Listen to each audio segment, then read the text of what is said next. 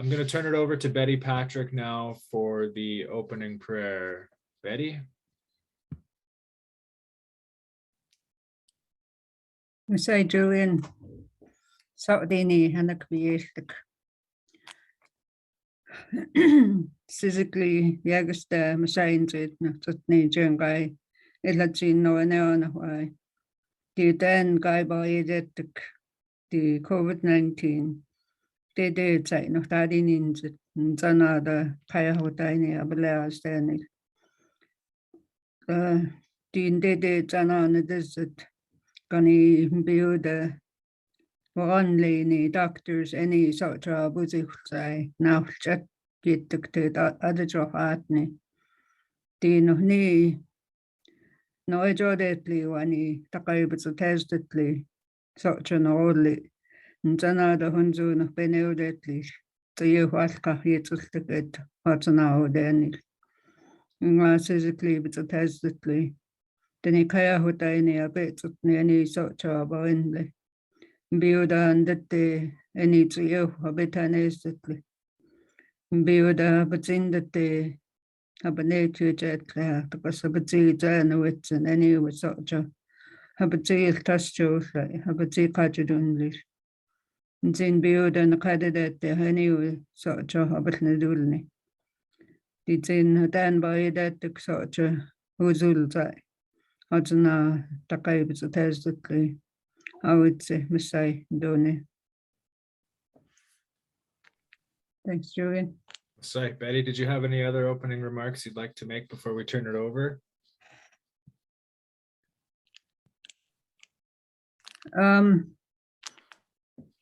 Just to plead to the membership to really consider what is happening.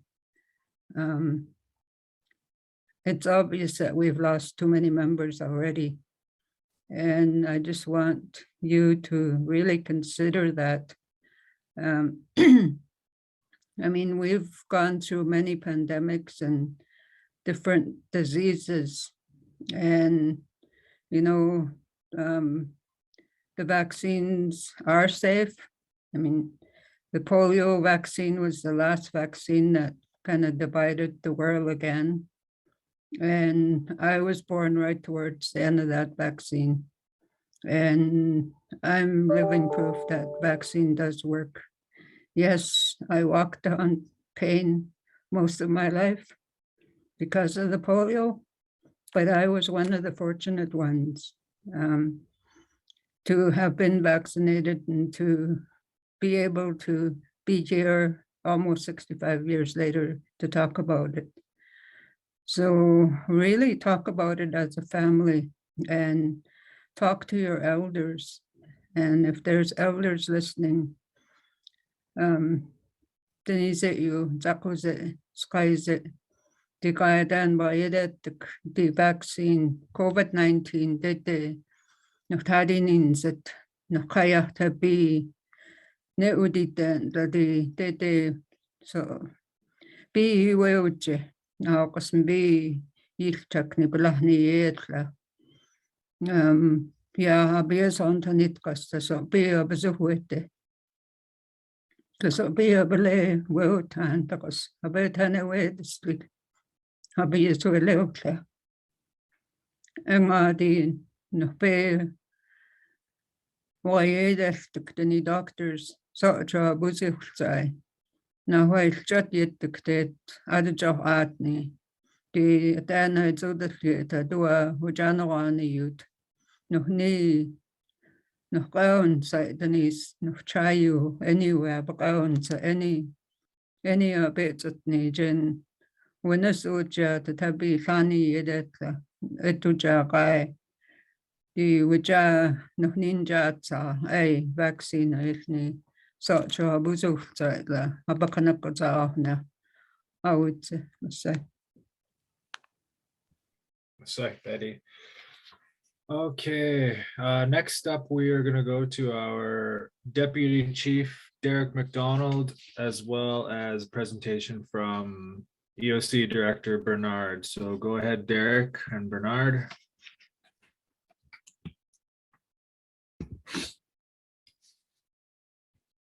Oh, you're on mute there, Derrick.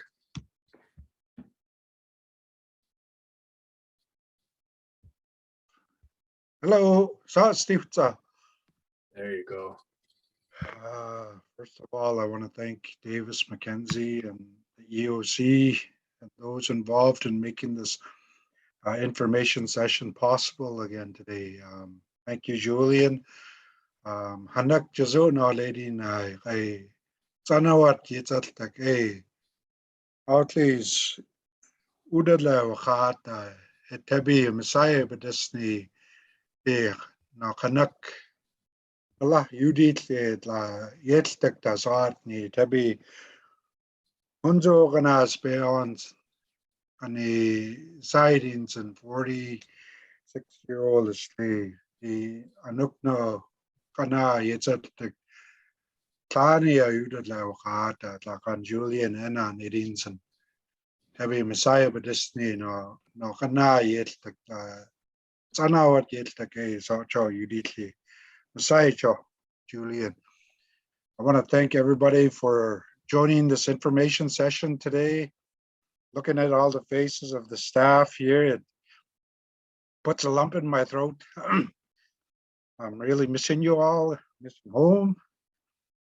But I know we have to be here for a cause, but it's really nice seeing your faces again, and hopes that somewhere down the line we can see each other in person again. First of all, I want to give my regards for Chief Murphy Abraham. It was his face and his name that was on that poster and the link. Unfortunately, because of COVID-19 and the Delta variant, he's currently in Prince George right now, tending to his father who's battling this deadly virus. He sends his regrets and he sends his regards. I want to start off by saying my condolences to the families that have lost loved ones to this deadly virus. It's been tough times for Lake Babine Nation, not only Lake Babine Nation, but the province of BC and Canada, the whole world. We haven't been able to practice our traditional beliefs. The gatherings, the Christmas, the Thanksgiving dinners, any family gatherings that we can be a part of, we haven't been able to do that. And it's coming on to 2 years now, almost 2 years, a little over 20 months now, that we've been stuck in this pandemic. Thank you, Betty, for doing the opening prayer. Prayers going out to those that are battling this virus, not only this virus, but they're battling something in the hospital. It doesn't have to be COVID-19, it can be cancer, can be any other deadly disease that they can be their adversaries in this hospital. Not only that, but people who have lost loved ones, we pray for them that that the healthcare,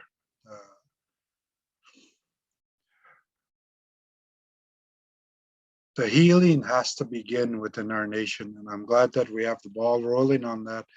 We're teaming up with different organizations that are going to help us with the healing process here at Lake Babine Nation. We've lost a lot of members in these since the pandemic started.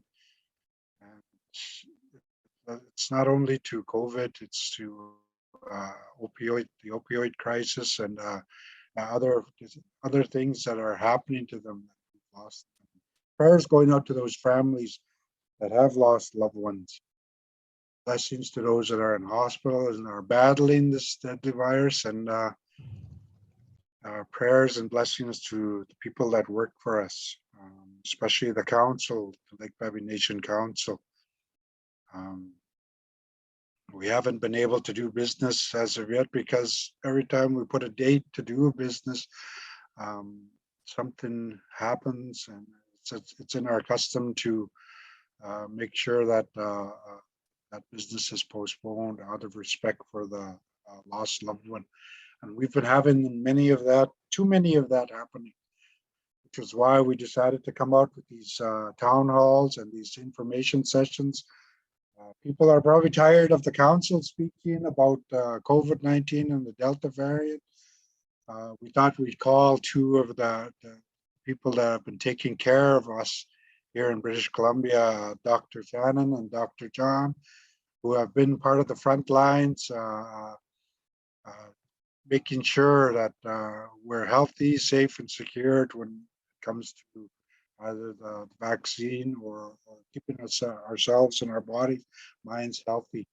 So thank you both for coming on board. I really want to express my gratitude to the Emergency Operations Committee for doing their part to ensure that there's help available in the event that any of our nation members on and off contract COVID, and doing what they can to help them out. It's a tireless job. It's a thankless job as well, but they keep going and they keep going and they keep going to make sure that we're safe in our communities and all of the communities that we live in. I'm very happy and fortunate that Lake Babine does have our Emergency Operations Committee. So my hands go up to them. They're doing a tremendous job thus far, and I would like for you to keep going with that. Good things come to those who help, and good things come to those who wait. That's what I believe. And together in this COVID-19 pandemic, we can get out of this. We're in this together. We can get out of this together. But we have to come together and make sure that we keep practicing the restrictions, the safety aspects that are instilled in our heads. Keep washing our faces or hands, keep wearing the mask, keep sanitizing. I have sanitizers around here.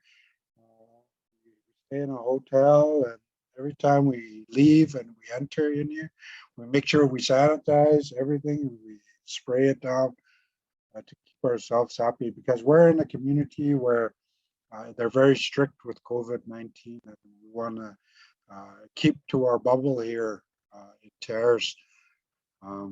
It's just an amazing community that are practicing this, and I thank each and every one of you for practicing social distancing, wearing the mask and keeping sanitized and all that. We don't want to lose any more nation members, so we have to come together and create the solution where we can start gathering, we can start coming together, we can start celebrating Christmases and all that, but we have to do our part right now to keep everybody safe.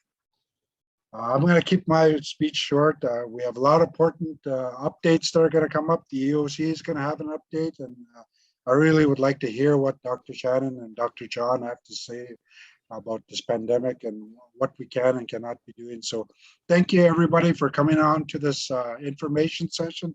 I miss each and every one of you. I send blessings and prayers out to each and every one of your family members, and let's keep being safe, keep maintaining our social distancing, and we'll get out of this together. So thank you very much for all those involved making this happen. So let's I'll turn it back over to Julie, and beside you, I would say. Beside Derrick, okay, go ahead, Bernard. Thank you, Julian. I just want to welcome everyone. Denise, this is your forum. This is your opportunity to ask the questions you need to ask. So don't be shy in asking any and all questions related to the vaccine, any and all questions related to COVID. This is your opportunity to learn a lot more about it now that we have the doctors on hand. And we are working a lot with the First Nation Health Authority, Northern Health Authority, and CSFS. They've been doing great helping us. And at this time, we have 6 individuals, band members, that are hospitalized, unfortunately.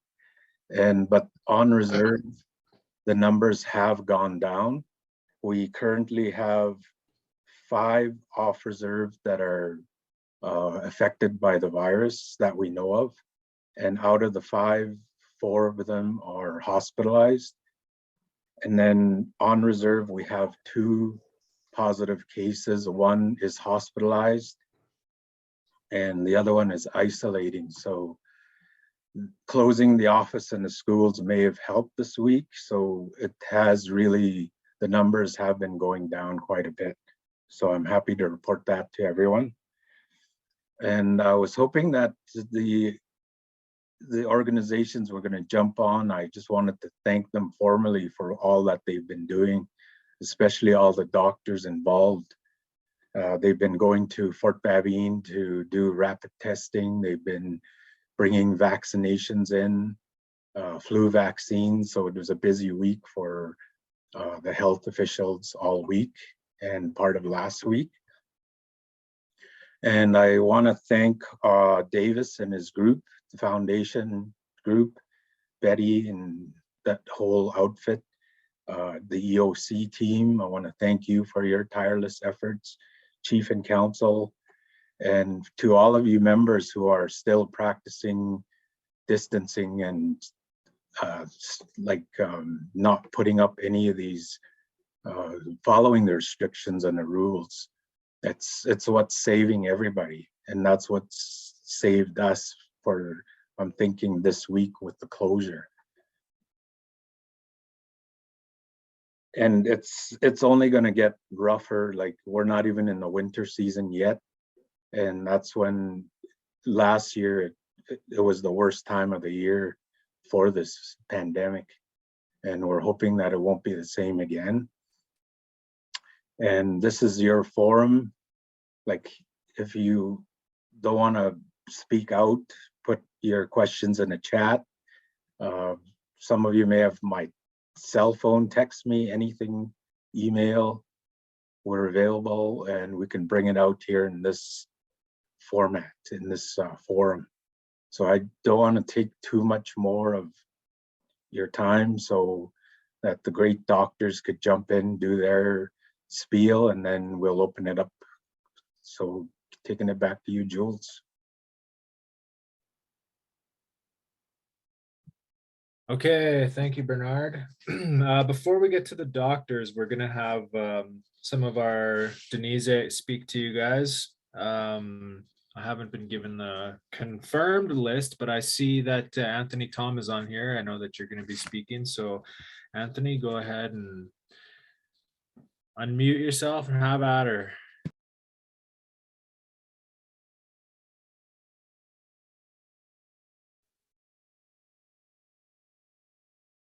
Ready?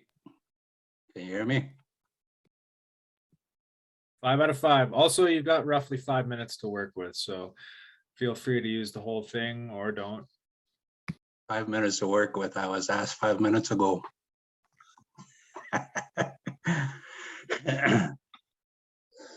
Masai.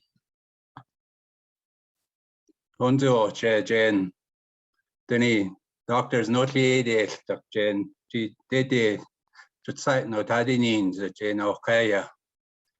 Debbie Oche, no knock one off, Jen. Tani, no head can we. Tani a booze deal, out no line deal. Debbie out. Kite when I saw Oche, it on the anti way. The date at is where those are the guy, but set but try you netni hospital deal say the date a car better deal say. There is we're going to know that chain.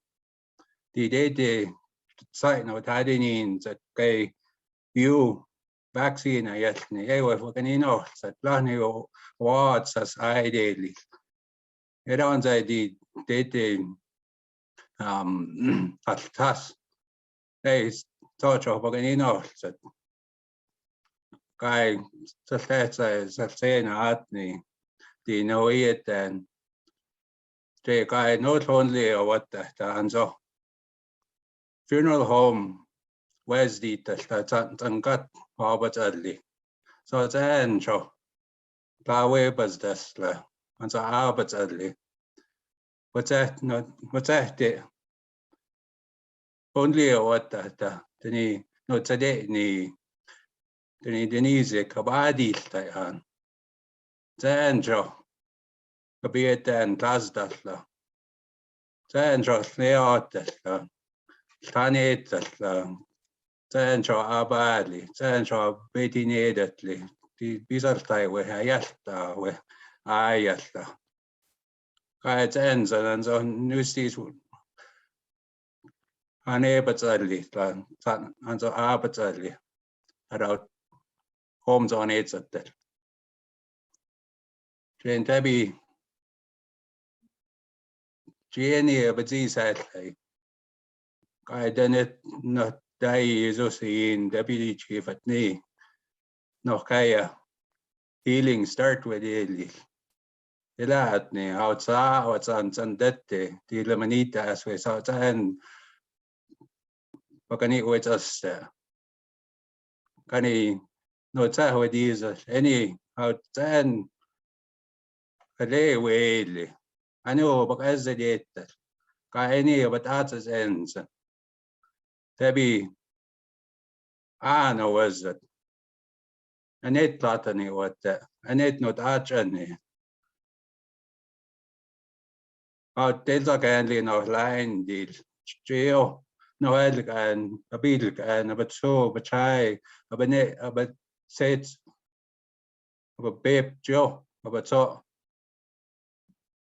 Sana day ni so that and so no anything saying no way the enga ka asli is Kelas is off the date is so adik no way kaidas date check on the set deal be but yes that be belen and it without anyway check asli is Kelas is off kani no skak no chayu no ne no pe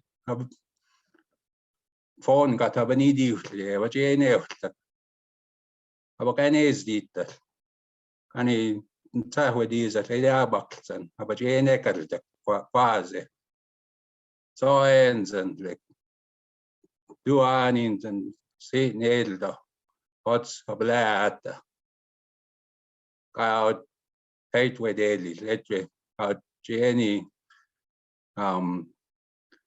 Deni lade te loka aninsan adoni like kai jen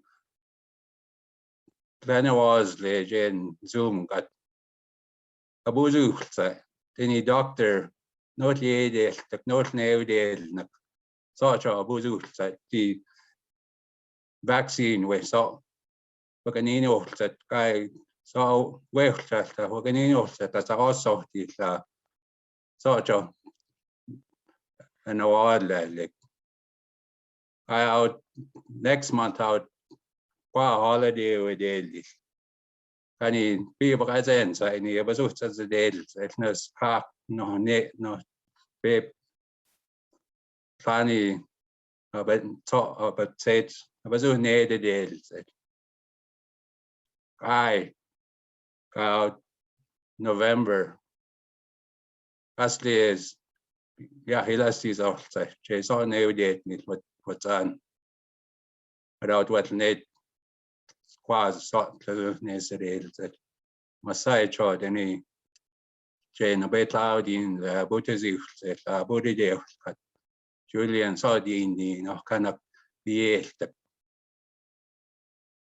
Derrick with Jane deputy chief the any EOC Joe J council with Joe Gadi say Messiah but that's the so Johanne Asli is Jane guides ends and say the outline this is it ni Jane young cock Asli is it ends and such a honey Masai Joe I would say Julian Masai.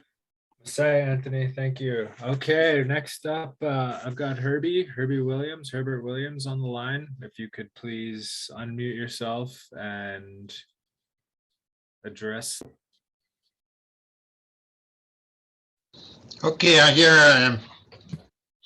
Messiah, you need you.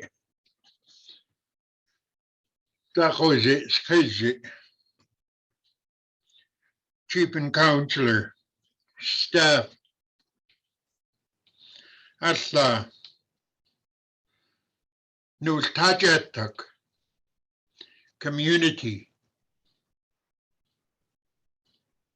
Which at this other was that Kaijina what the granddaughter, the need to eat the need sa. Den sasti, no was tähtsä, on den habas jenilstuk. Die dette, so vi was dustet labasni. Dette är ju jaditsa. Het nog ditsa, het onnes nog hardal. But so was it, so, but so was giltai. Die dette gaitje nog tadinins. Heb je wel het Al-Sakni, New Prince Stewart, Hospital, Kaiji, 2 members, one with COVID, one with asthma attack, any ICU, Aditsa, Sayansa, Janetsa Stela, Betanedus. Die Jan COVID Chat nog hadinin zet aan tayo digedilse. Ja, we laat ze doen zijn maar nog leeuwt en het okkers. Die COVID restriction. But that's how it members.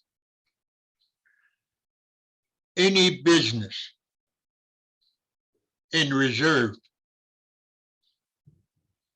Sometime not the COVID restriction. Vaccine stamp on our cell phone. Yes. Abana China's Tanati Dina was. Jenakat Dini with Achans office. Lakwa school. Lakwanan hall. Gas bar, the J Wellness Center, family child, health care. Nakat anyway, some of the staff, they don't have they have not been tested. And you gotta test it with some of the workers at the Lake Babine administration. And entire offices, Fort Babine and Tachet and Huyani. That should be looked at carefully. Die Town gonna die organize offices, vaccine stamp, office did that about 9 those could be organized. It's a desire, if we don't have no restriction, then I saw new it. I was shot near out near it. Enga this new guy. Al-Sakni. No casket. No blahni abedi. How take it is that? How take it is that? We have to look for some solution. Where does that solution come from? We have to organize it.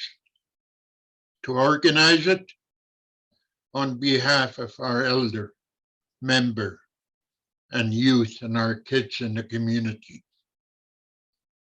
It is all in. If not, I don't know. We're going to keep sending people to the graveyard or to cremation. The Anunov clan, Grouse and Beaver clan. we don't try to organize gathering or any get together. Die dnie buppe wasn't Hansa ja hundlion. It kind of nurse one. Lake Vaccination, nurse, be the positive and leaning.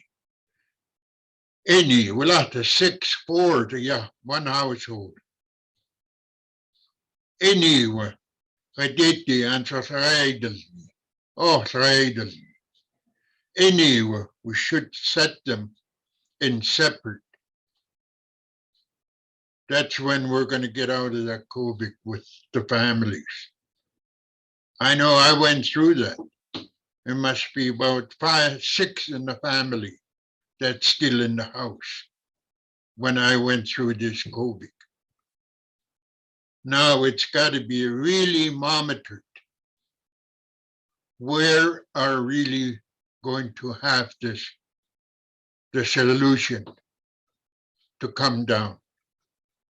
Maybe it will never come down if we do heavy restriction. And same with the blockade, when they had checkpoint. Anyway,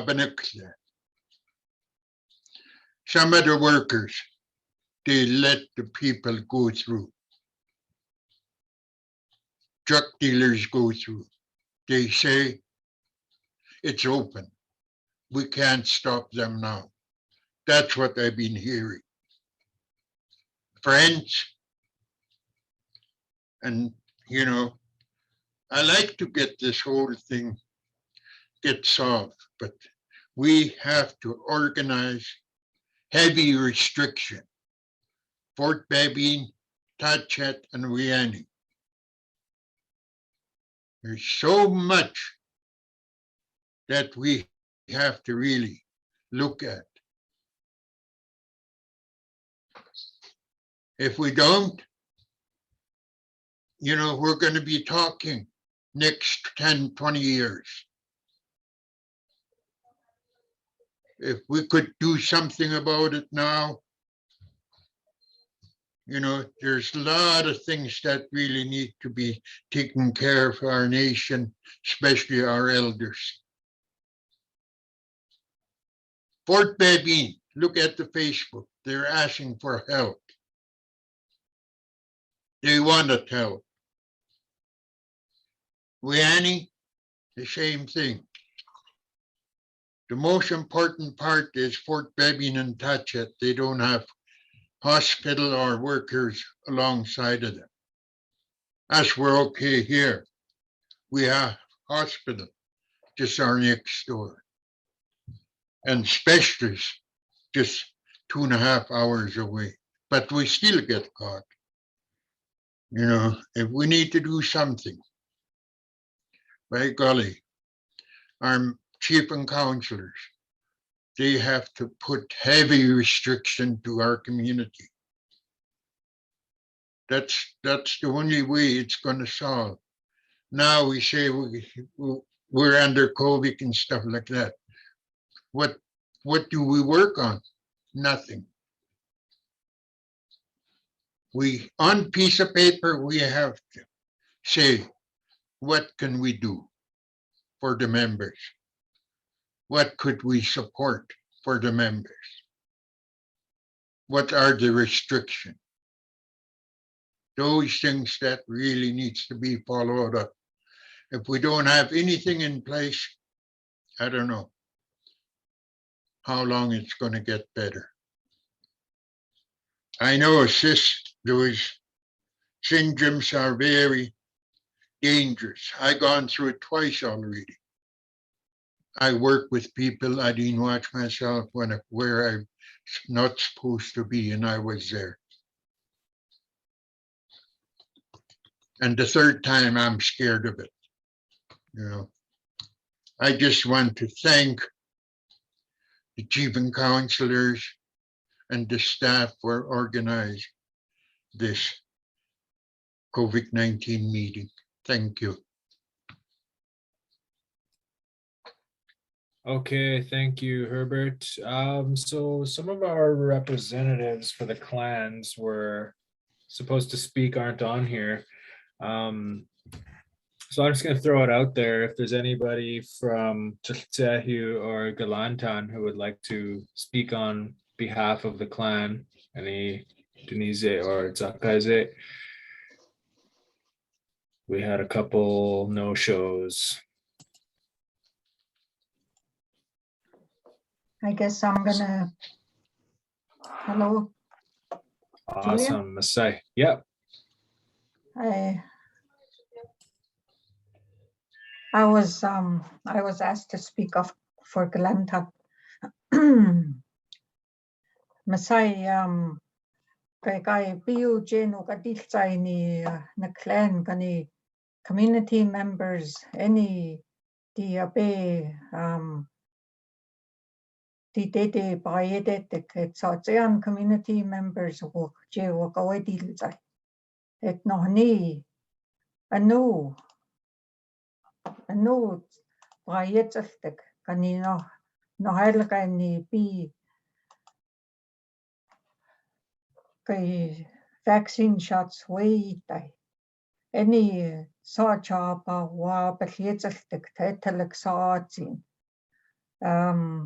October 20th would they jen it hatsana edata Zoom meeting and the it was an bio kawedilzai Lani no members now natis belani saw vaccinated whaley et I saw chapa yetek wa ka belietzaltek te etalek hantalek no haditsa kaitin saw bi hanak wozilzai di dede delcha bi biunetjetsali edinzai ata belani tabel tanatil Tani kaiskak any ata tanatil tadilzai et at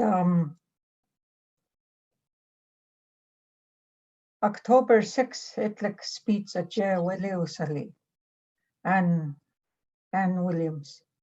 October 6 it was alka 9 ni Henley at Jer Wesley. Et tabi Lake Babine Nation Tesdeliak tabi North Hunsai Osli.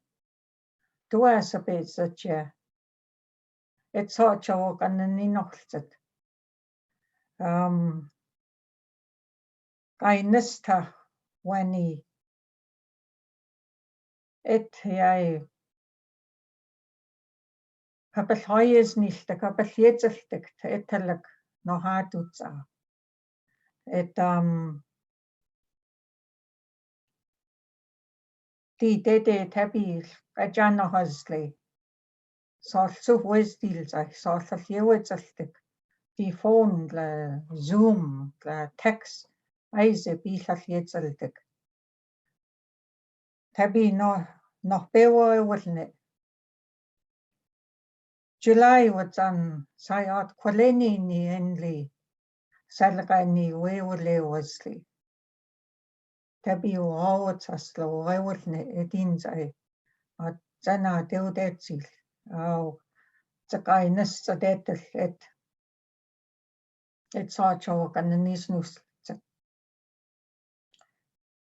I was looking at who is on the Zoom meeting, and I don't see very many community members.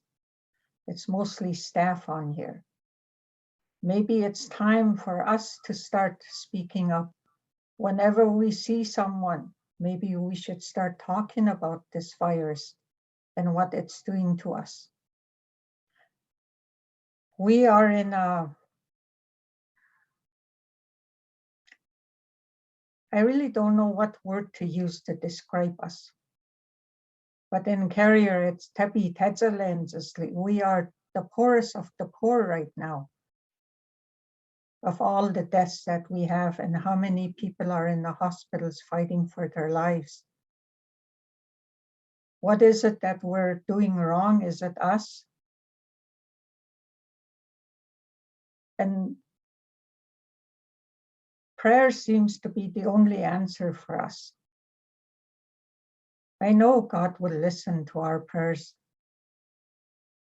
but that's what we need to think about. And we need to start sharing this with people that we know. Since July, I have lost 5 people in my life. And out of the 5, 4 of them was due to COVID. That is a lot. It's hard on the heart. And the ones who really need to listen to this message from the doctors are not on here. How do we send this message to them? Maybe that's something we need to think about, how to send this message to the ones who don't hear it. Because a lot of our members don't have internet. They don't have computers. Maybe that's why they're not on here.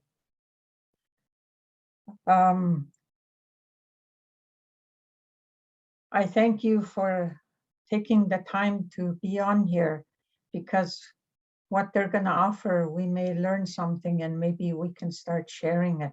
And on behalf of Kelantan, I encourage you to start sharing. Start sharing your words and what you know about the virus. And like they say, we can put a stop to this. But thank you for asking me to speak. It was a last minute, and but that's okay. And I see my son on here. Hey, Eli, I miss you. Thank you for listening to me, Masai. Sazihusai. Sorry, Dorothy, for the last minute presentation. We really appreciate that. I see that Nancy, you're on the chat or on the Zoom call now. I'm just wondering if Jimmy is with you and if he could speak for Jiltsehu.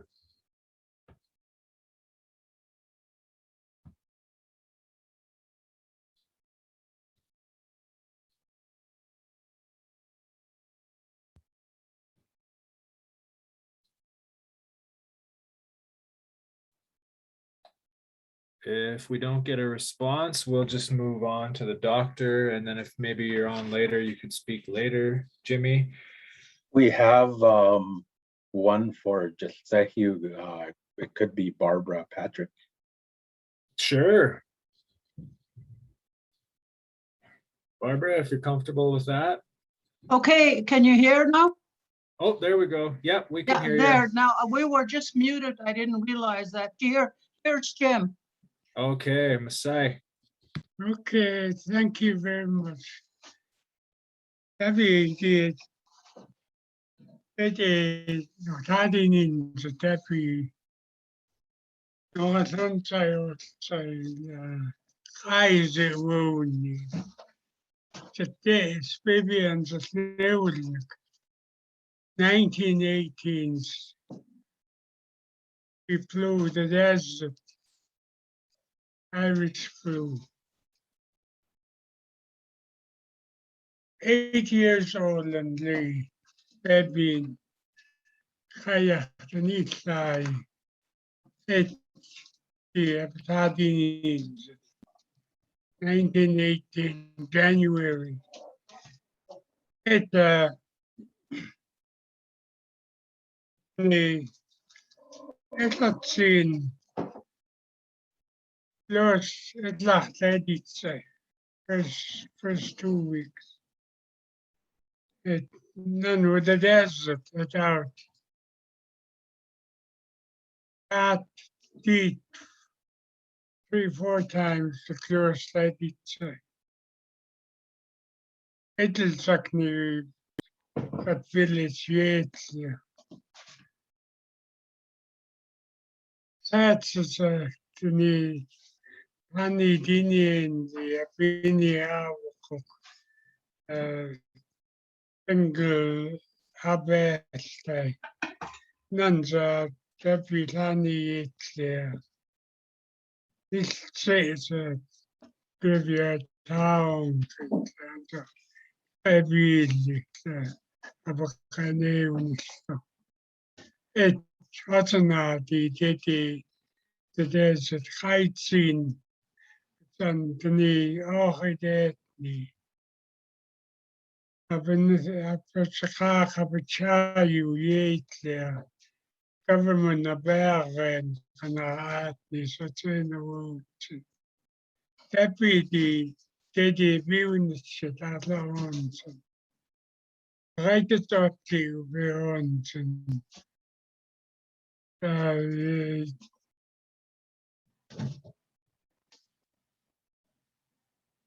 be on. Happy the passwords and Lachni, educated snake.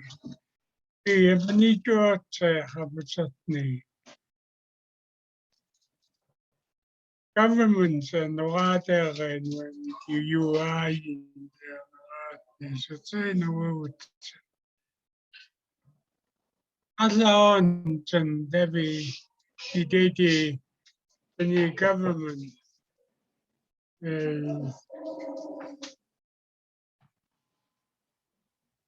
Government the resource then it when Nina yet a guy a new second chart, the chart. Out the third shot in there.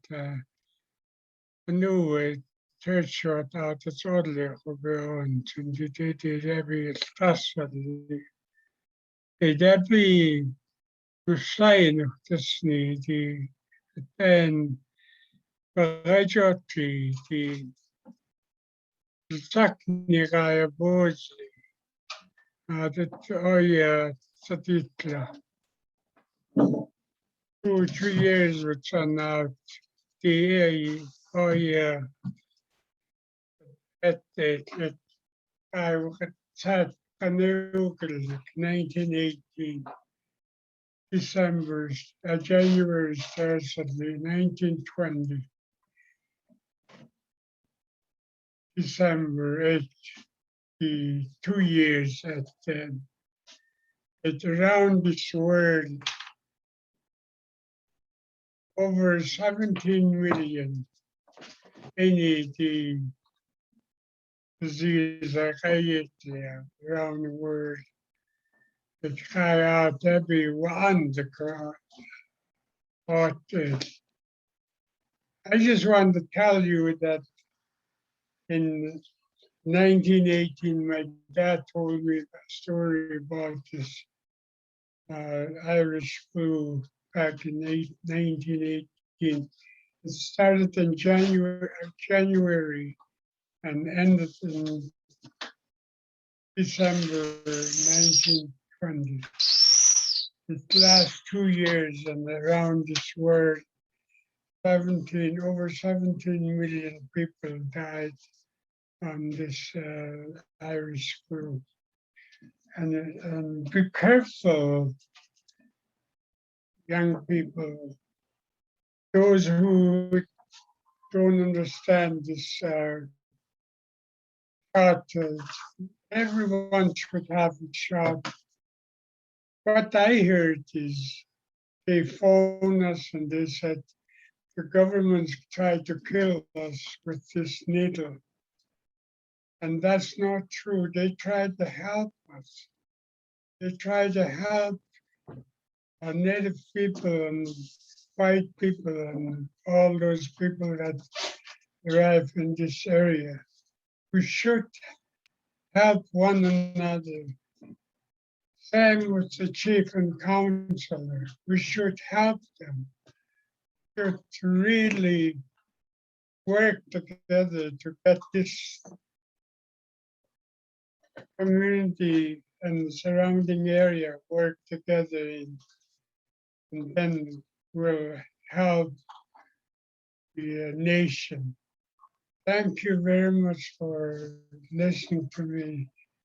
And may good Lord bless you. Thank you very much, Mr. Saito, Jimmy. All right, thank you all of the Denise and Zakaize for speaking.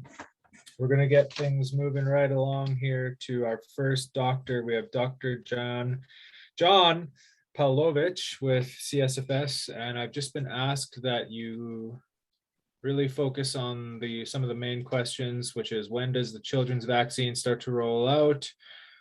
What is the recommended time between vaccine shots? Will the booster be made available for all 5 communities within LBN soon? Are the COVID-19 variants treated the same? And can you mix and match the Moderna and Pfizer shots? So I'll turn it over to you, Dr. John. Howdy, everyone.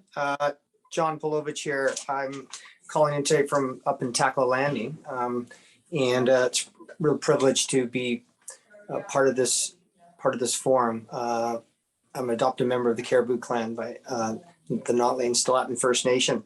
So I really appreciate everyone's amazing comments and heartfelt comments. And there's a lot of hurt out there. I'm in the middle of the clinic here in Tackle, so I apologize if I have to duck out here and there because we're working with lots of patients right now. But if I could just step back for 1 second, just kind of help people understand where we are with COVID and the variants. This has become a pandemic of the unvaccinated, and you may have heard that already.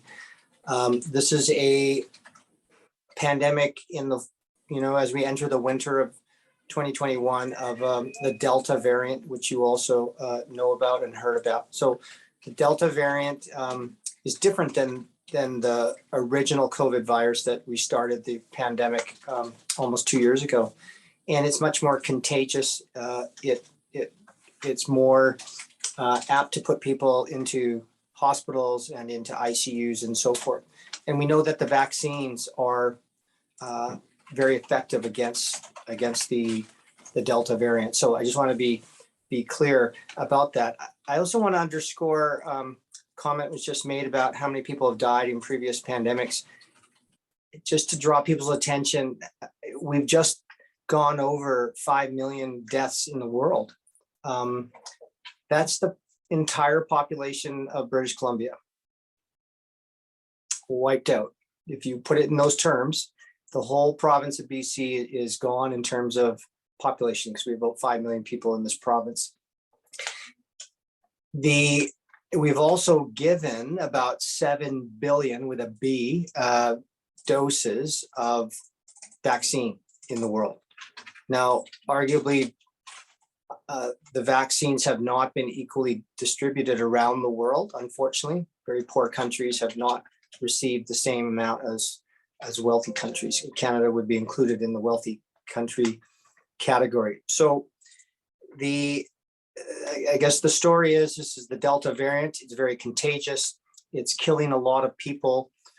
The intensive care units, including in Northern British Columbia, are full of unvaccinated people. Okay, and if you go around the country and around North America and around the world, it's the same story. The people who get the sickest from COVID are those that are unvaccinated.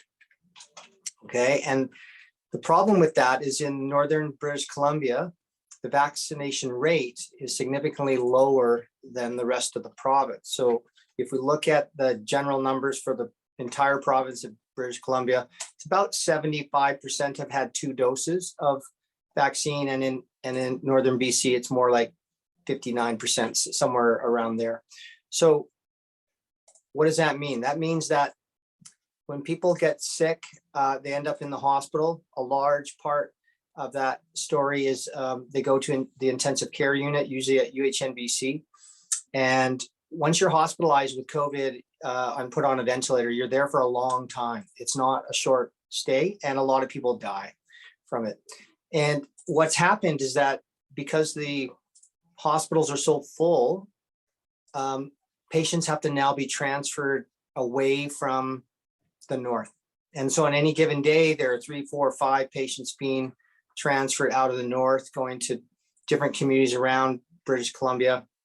And in other jurisdictions in the country, they're going outside their own province because they don't have capacity within their own province. That means families are broken up. People, loved ones are not, cannot be close to people that are in hospital. The other part of that I really want to emphasize is that as we battle COVID and the hospitals are full and the ICUs are full, all the day-to-day surgeries and many procedures are being canceled. So people who are supposed to be screened for cancer, people who have had tests ordered by their doctor for various things, heart procedures and the like, they're being canceled because there's no capacity in the healthcare system to do these things. And the problem with that, of course, is that people aren't getting diagnosed, they're not getting treated because of the backlog. And you know, when is this going to change? Well, this will change when we continue to up our vaccination rate across the province and around the world, truthfully, and then we will see less COVID being transmitted. One of the other really important understandings to share is around how the variants become variants. And that's simply a matter of the virus spreading from person to person, okay? And because people that are unvaccinated spread the virus more easily than people that are vaccinated, the virus mutates. And that's how we got to the Delta variant, okay? So again, vaccinations protect you, your family, your community. They help prevent variants from becoming other variants. So I hope that's helpful. The number of deaths, again, in the province will continue to escalate. We will see the world tally on deaths continue to escalate. And there's a real opportunity here to make a difference by getting vaccinated. I'm up here in Takla, where I came late last December with the first shipment of Moderna vaccine.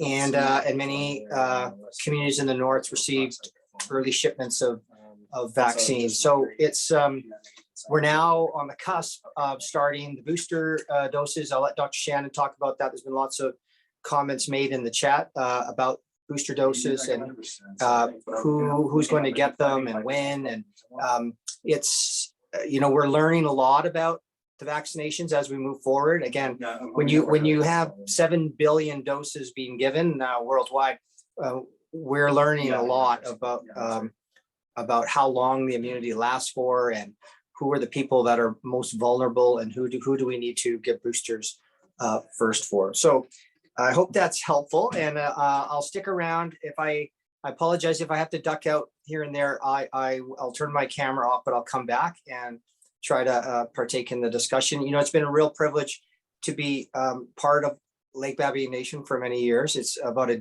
10 years now that I've been involved with Lake Babine Nation, going up to Fort Babine, Tachette. Many of you on the call I know personally, and yeah, it's a real honor to be with you. Sorry. Awesome. Thank you, Dr. John. Okay, well, we're going to move things right along to our next Dr. Shannon Mcdonald. Thanks, Julian, and good to see you, Dr. John. We used to hang out every once in a while through work, and we've both been so busy that hasn't happened. So, Tansi Boujou, I am Métis Anishinaabe, originally from Treaty 1 territory in Manitoba, and I live and work in Sayut First Nation on Vancouver Island, acknowledging the people here who allow me to live as a guest. I want to acknowledge the losses that your community has had through COVID. It's one thing for me to have a sheet full of data and talk about that, but you've had people, and I've had people. I lost my sister-in-law to COVID early on in May of 2020. My thoughts go out to the families, the communities, and the nation for those losses, and also understanding that the challenges of having people away from home and hospital is very, very difficult. And it's not like you can be intubated and communicate well. So it's very, very hard. And I know the hospital here in Victoria has been one of the places that has accepted patients from the north who require care.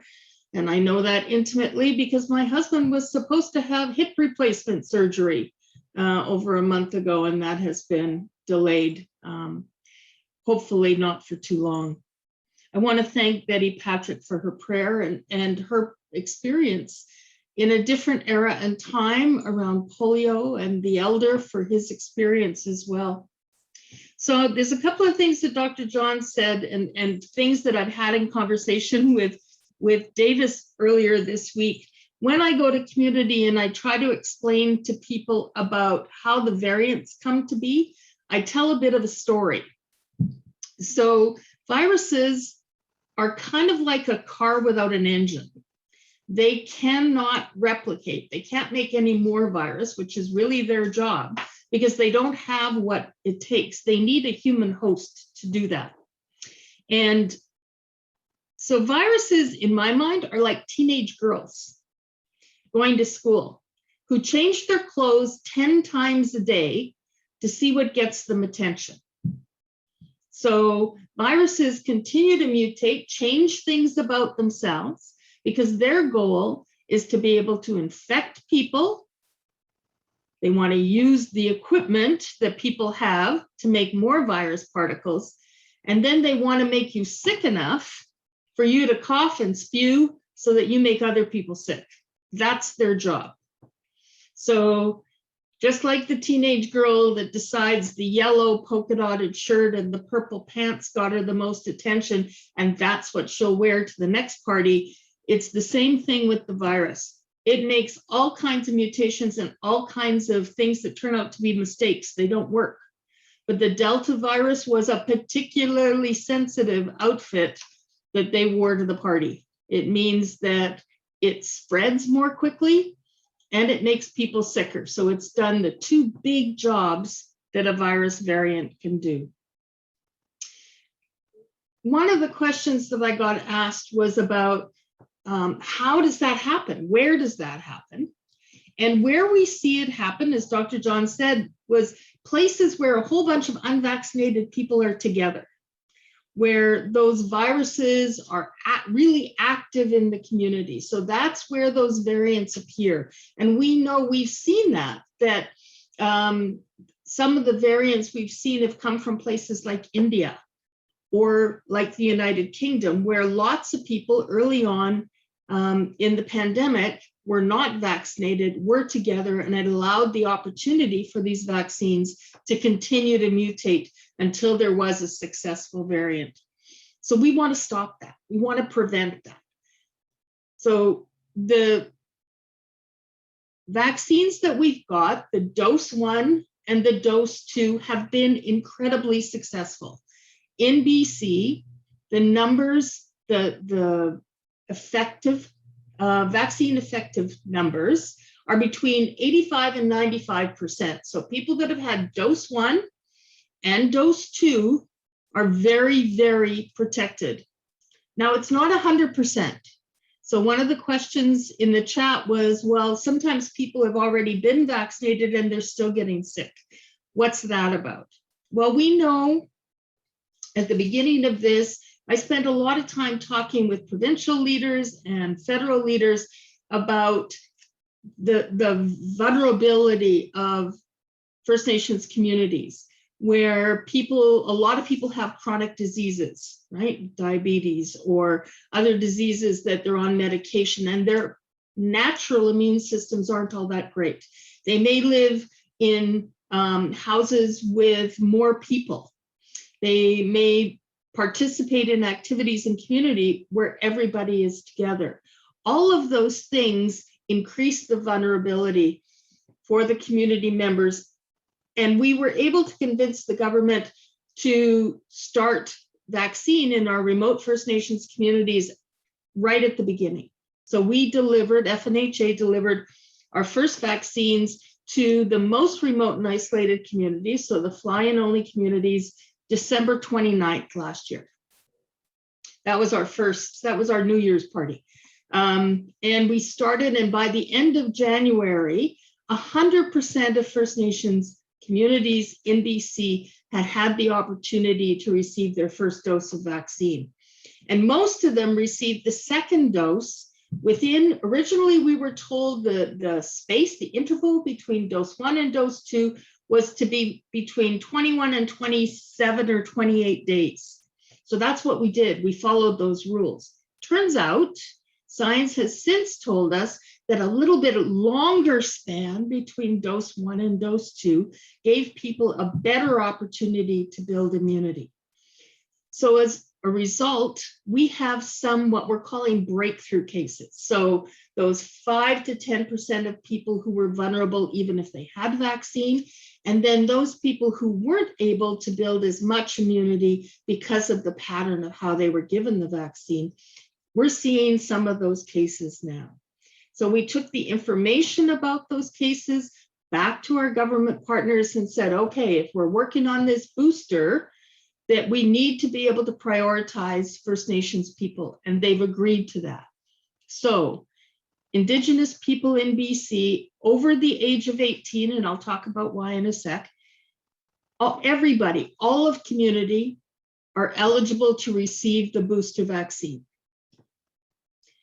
2 different vaccines, Pfizer and Moderna, have both been approved to be part of that booster program in BC.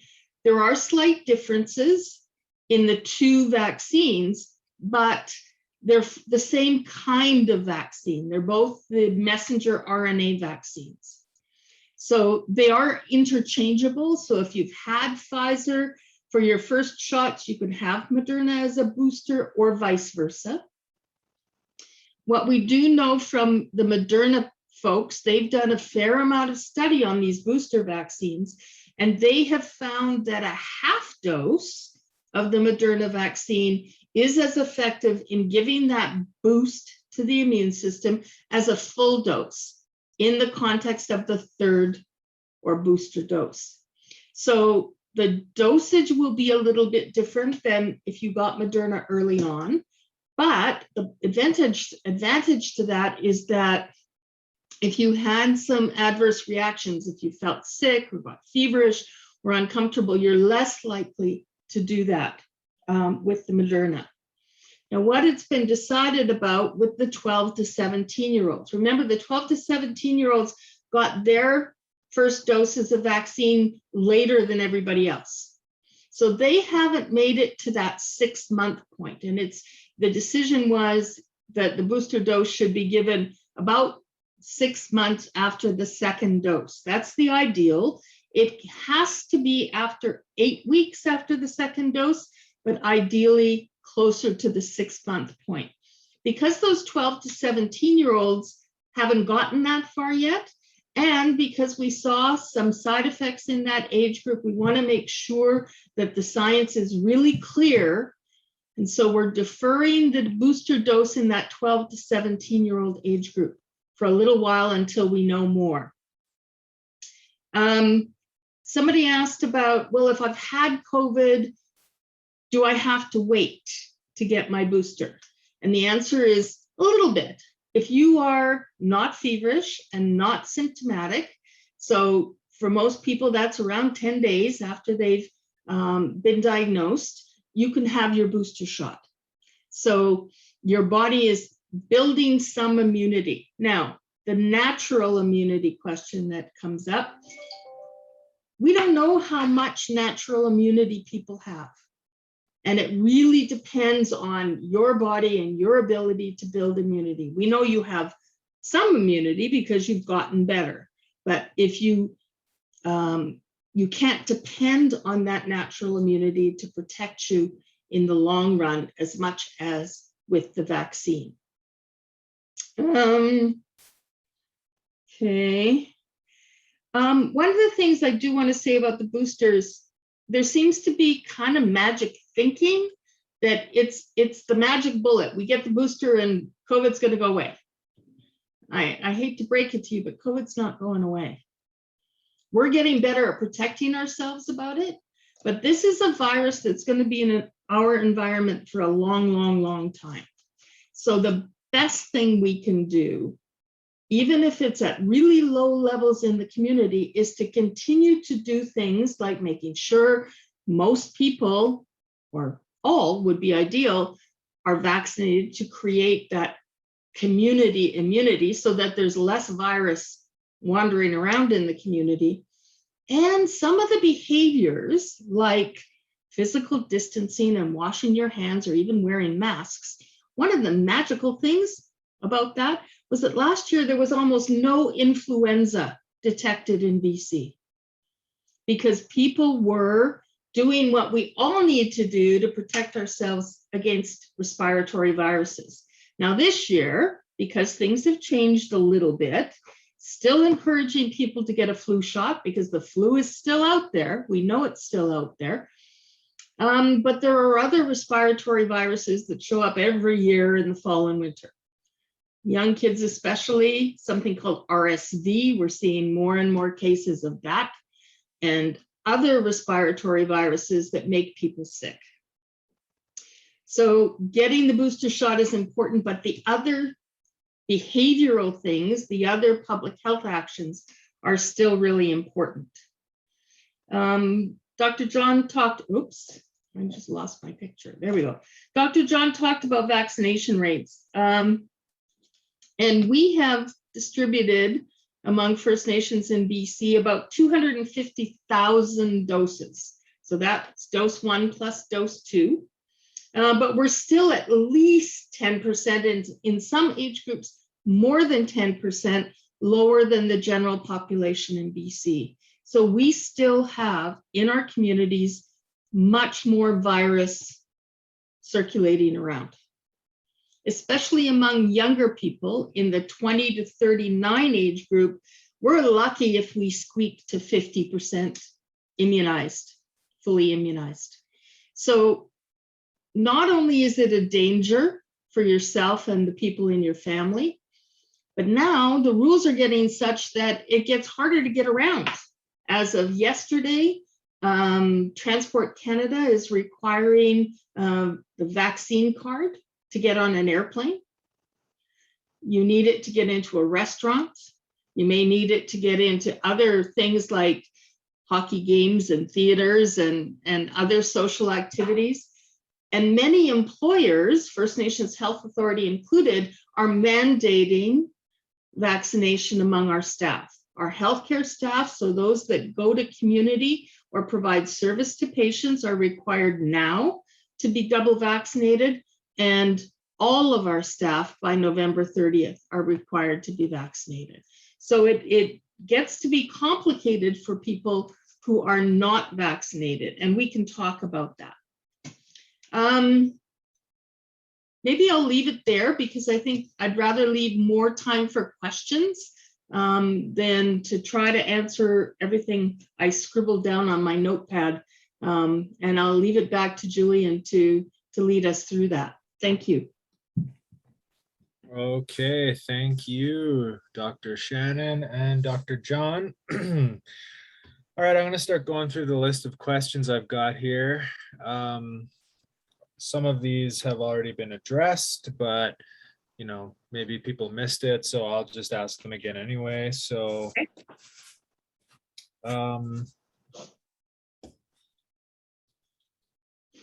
what is the wait time after you've received, if you've had COVID, and what's the wait time until you can get a booster or get your vaccine, and the recommended time between shots? So just kind of another explanation on the time frame around the vaccines.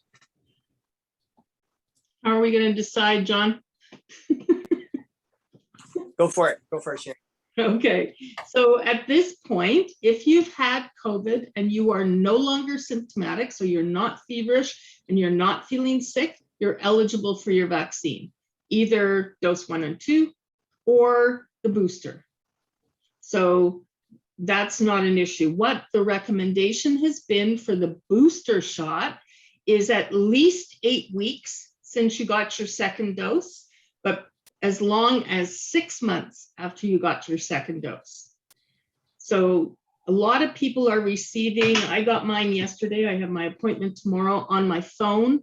I received notification in a text message that said I was eligible for my booster shot, and I could go online and make an appointment. So I've done that, and I get to go tomorrow. Now, I had my first shot in March. I was diagnosed with COVID 2 weeks after that, got better.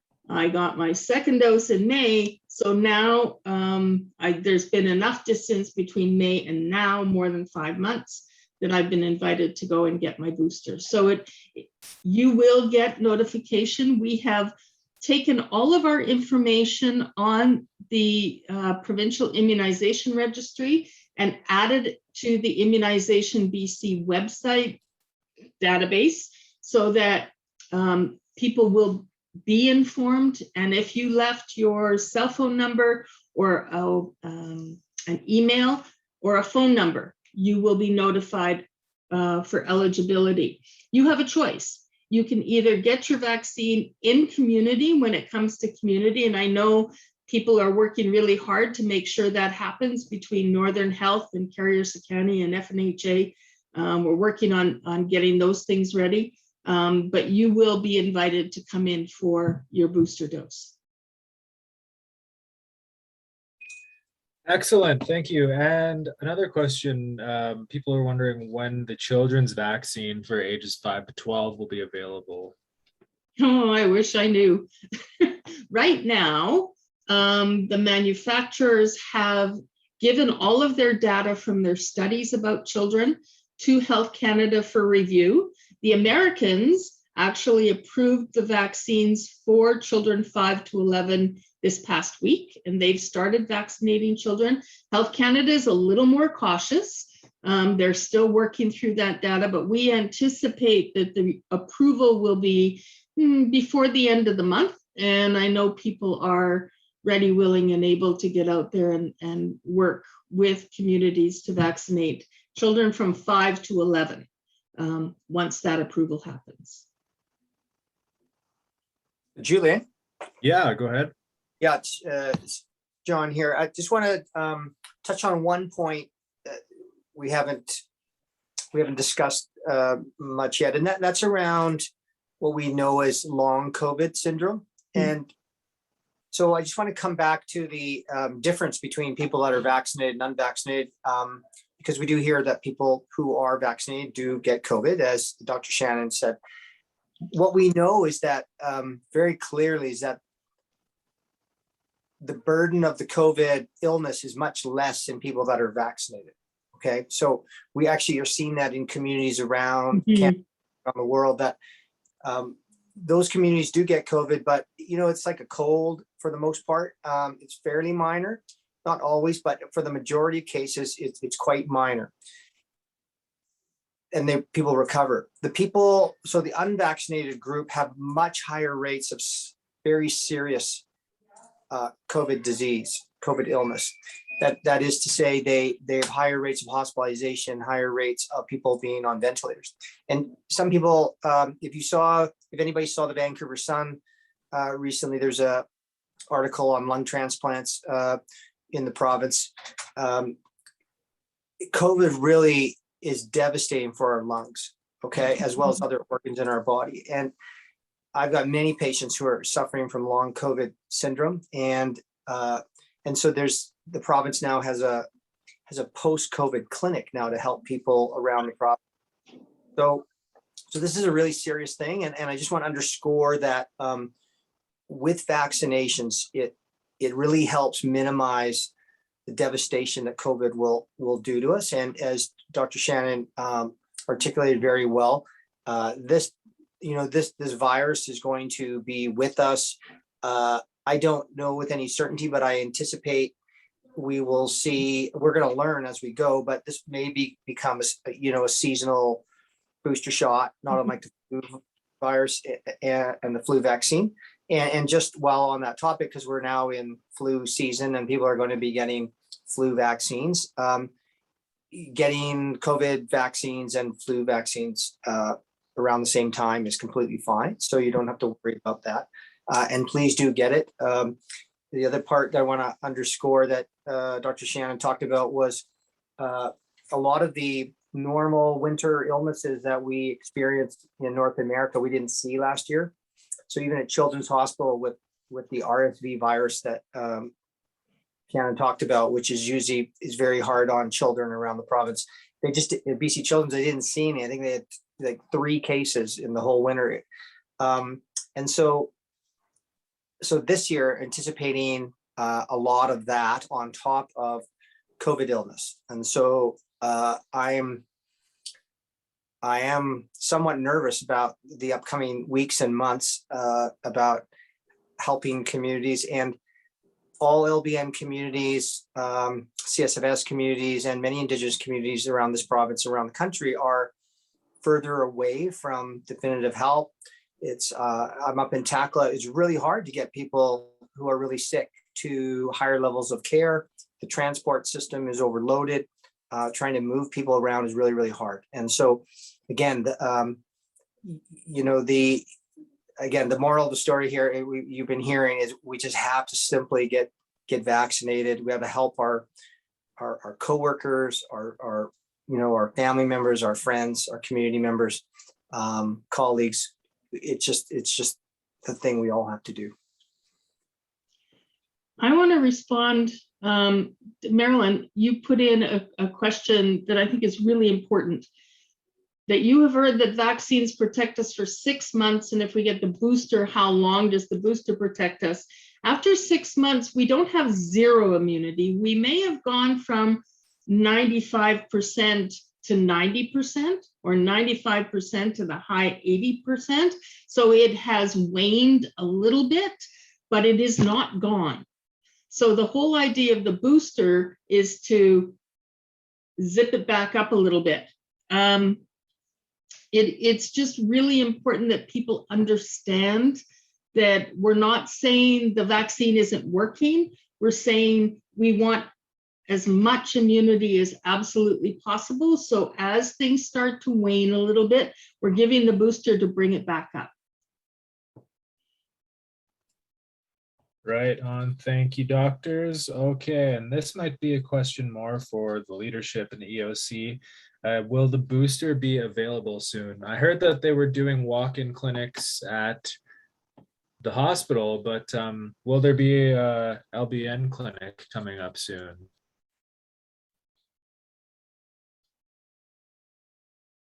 Not sure about that information. As so far, we have numbers where they can phone to book appointments through Northern Health. So as far as our nurses distributing, that is different. And there is another avenue that we're trying to find out. It's a mobile unit that may assist with bringing COVID shots or vaccine shots to Fort Babine and Tachat. The First Nations Health Authority regional team and the Northern Health regional team are working together with communities to look at what the availability is within a short drive or close to home, and when they may have to come into community. Unfortunately, as people are aware, there are some resource challenges around nursing. We are trying to bring in teams of nurses to support the Northern teams to be able to enable some of those clinics. So I don't want to misspeak. So I think that work is going on in the background, but I don't think there have been established dates yet for any of those clinics.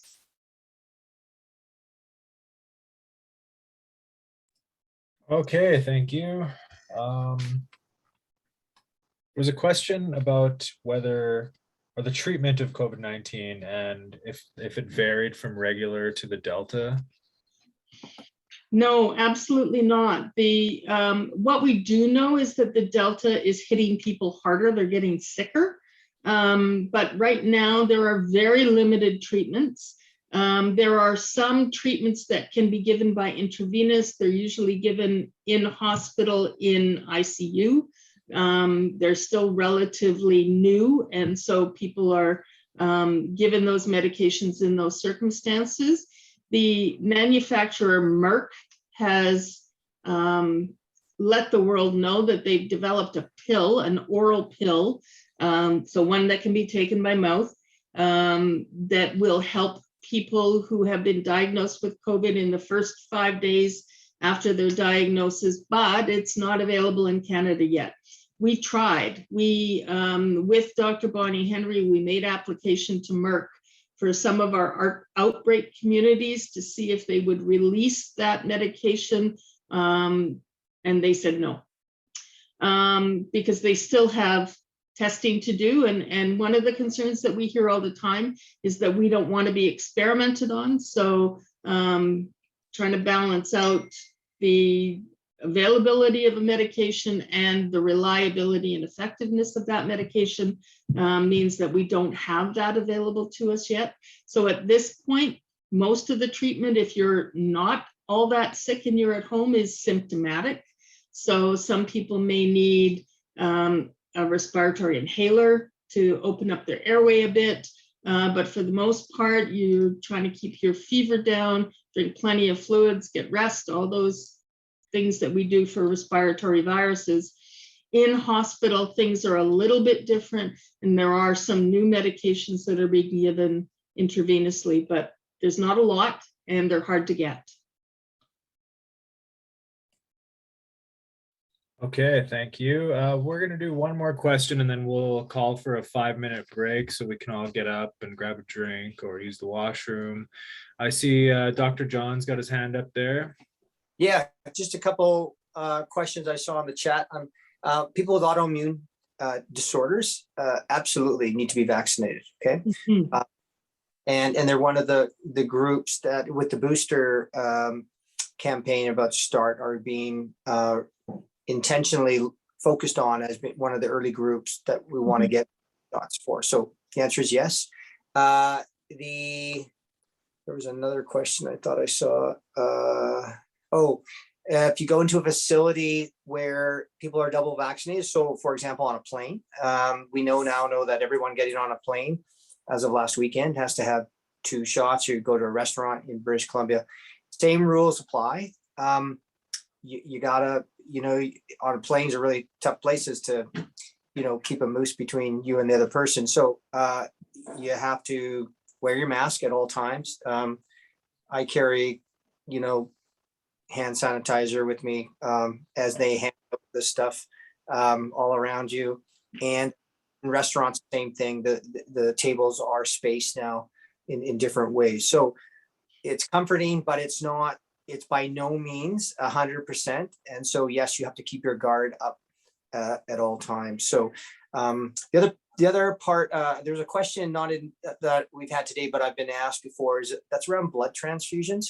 So in other words, giving blood or people getting blood. And having talked to one of the senior scientists at Canadian Blood Services actually today, number one, blood is life-saving.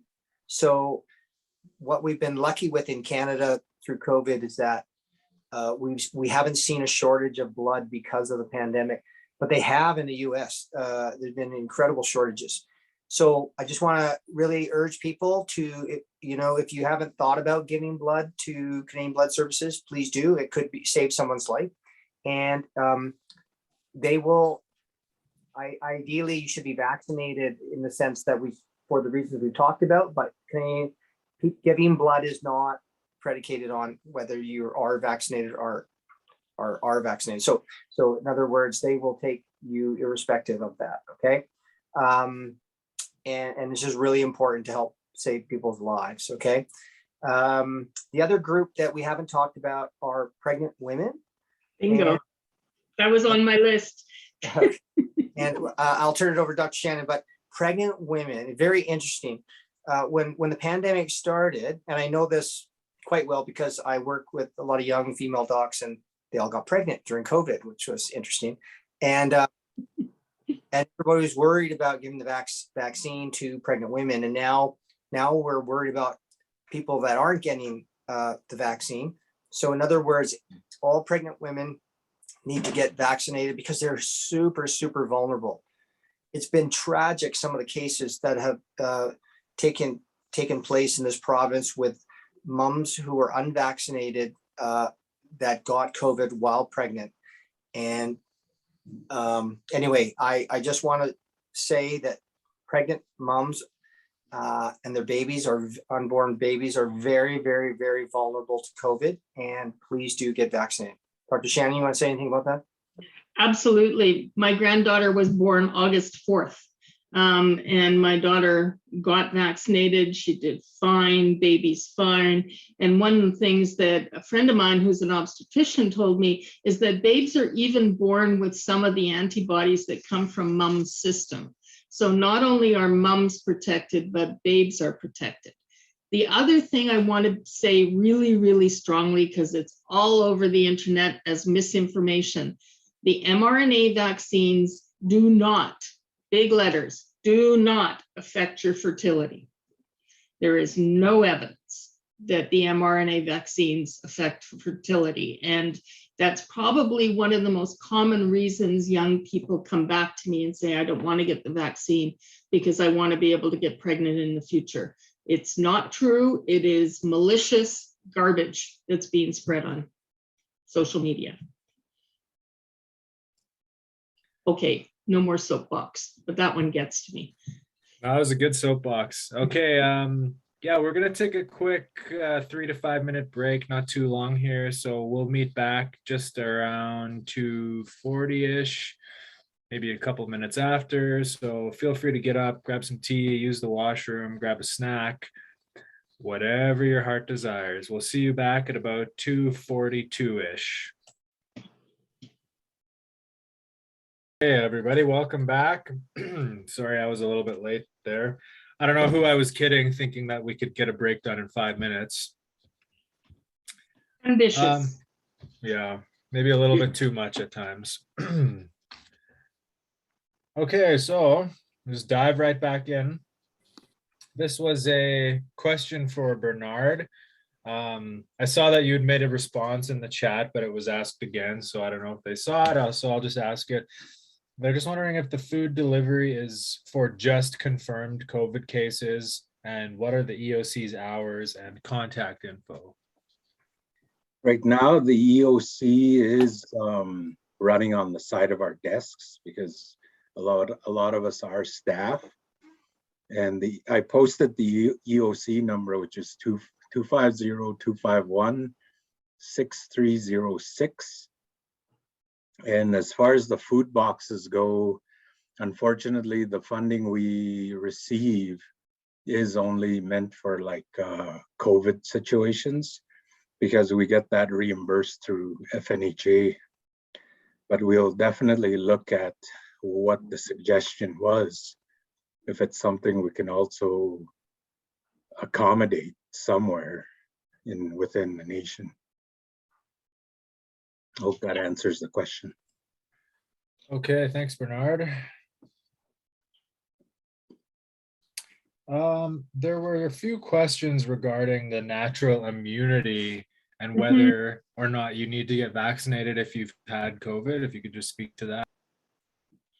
Sure. And the best example I can think of is if you've had a cold and you've gotten better, you have a natural immunity for a short period of time to that particular virus. However, COVID's a big and nasty, and depending on how sick you got, depending on your body's ability to mount a response, your actual immunity in the end of it all could be a little and it could be a lot. So rather than take the chance, I strongly recommend that even if you've had COVID and recovered, which I have, you still get your vaccine, which I have. And I'm about to get my 3rd dose. Okay. That takes care of several of the questions I had here. There was a question if somebody had 2 different shots, say First one was Moderna, second one was Pfizer. What can they do for their booster shot? Either one. They're both manufactured with the same technology. They're both mRNA vaccines. So you can have either Pfizer or Moderna. We are not offering AstraZeneca as a booster shot. It is not showing to be as effective as the mRNA vaccines. So it'll depend on what comes to your community. If you're at a clinic in a more urban center, they may have both available on a given day, and you could ask for one or the other. But either one will do the job. Okay, and what is the youngest age somebody can get a vaccine, and will the possible side effects be the same? Right now, in BC, we are offering dose 1 and dose 2 to everybody over the age of 12. So we have seen, though extremely, extremely rare, and like less than 1 in a million cases, you may have heard that there were some young men in Canada especially, and at least one young woman who had some problems with their heart after vaccine.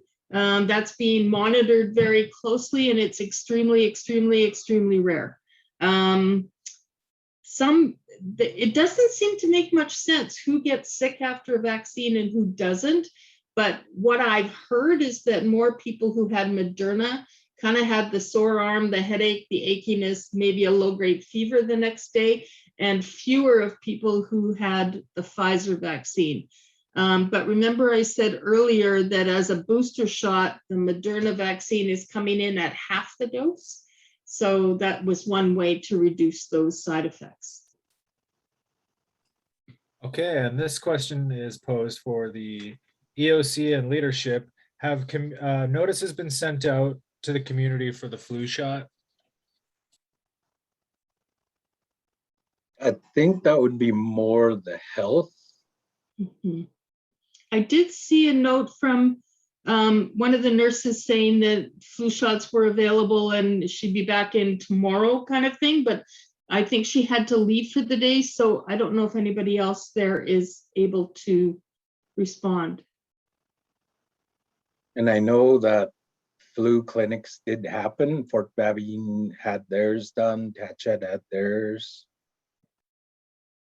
I was hoping there would be somebody from health here to verify this. Yeah, I've also heard you can just walk right into IDA and get your flu shot there. Okay, next question. For people who have been vaccinated and were hospitalized with COVID, does the vaccine not protect against the variant? And how should we protect ourselves against the variant? Right now, 99.9% of the cases in BC are the Delta variant.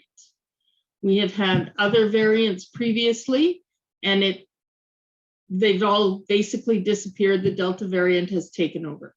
So everything we're doing, we know that there is significant protection still against the Delta variant. Remember, I said that the vaccine is not 100%, but it's between 85 and 95% for most people. But there's still some people who can get sick even if they have been vaccinated for lots of different reasons. Depends on their own immune system. It depends on how many people they were around that were shedding virus. So lots of different reasons they may have gotten sick, but it's not about the variant. Okay, next question. Can I get the flu shot with an infusion for rheumatoid arthritis given on October 21st? I don't know.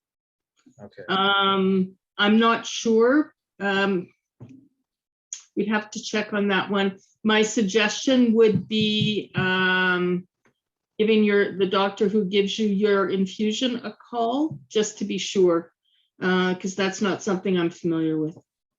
Okay. And there was a question for an elder who was hanging out with J-Lo and Smithers. I want to be in that party. She's got a bad knee. Is there any way she can get her shot delivered to her?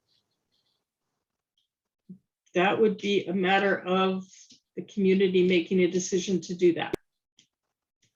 I'll deliver the shot personally if I can go see J-Lo. I don't know, Ben might not like that too much. Yeah, he might give me his Batman impression. Okay. There was also some desire to have a youth rep speak to the youth. Maybe not here and now, unless there's a youth who wants to speak up, but for future town halls, maybe that's something we could look into, is having a youth rep to speak about the vaccine and their experience. I'll throw it out. If there's any youth on the line right now that wants to speak up, by all means, please do. Okay, I'll do that now. I said youth. Oh, youth. What the? You're a junior elder. I don't know if you are regular visitors on the FNHA website, and this is when people know I'm old.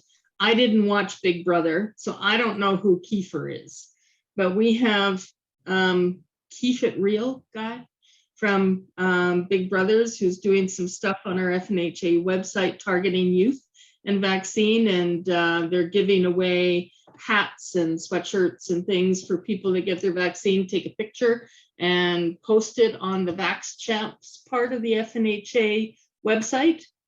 So just something to hit at youth might be interesting.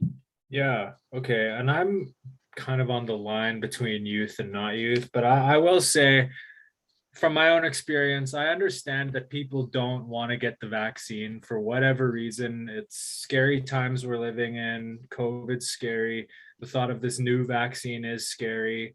You know, for me, I was wary about getting it at first, but eventually I just got it. It was becoming a thing where, you know, like I actually had to get my vaccine if I wanted to go to my Sundance this year. They said nobody's coming who's not double vaccinated. So I was like, oh, okay, whatever, fine, I'll get the vaccine. So even though I was reluctant to get it, I got it. I was fine. I barely even had a sore arm from it. You know, I haven't had any adverse impacts since then. My heart's been fine. I haven't contracted COVID yet, or I shouldn't say yet. I haven't contracted COVID, touch wood. So I wouldn't know how it's affected my immune system.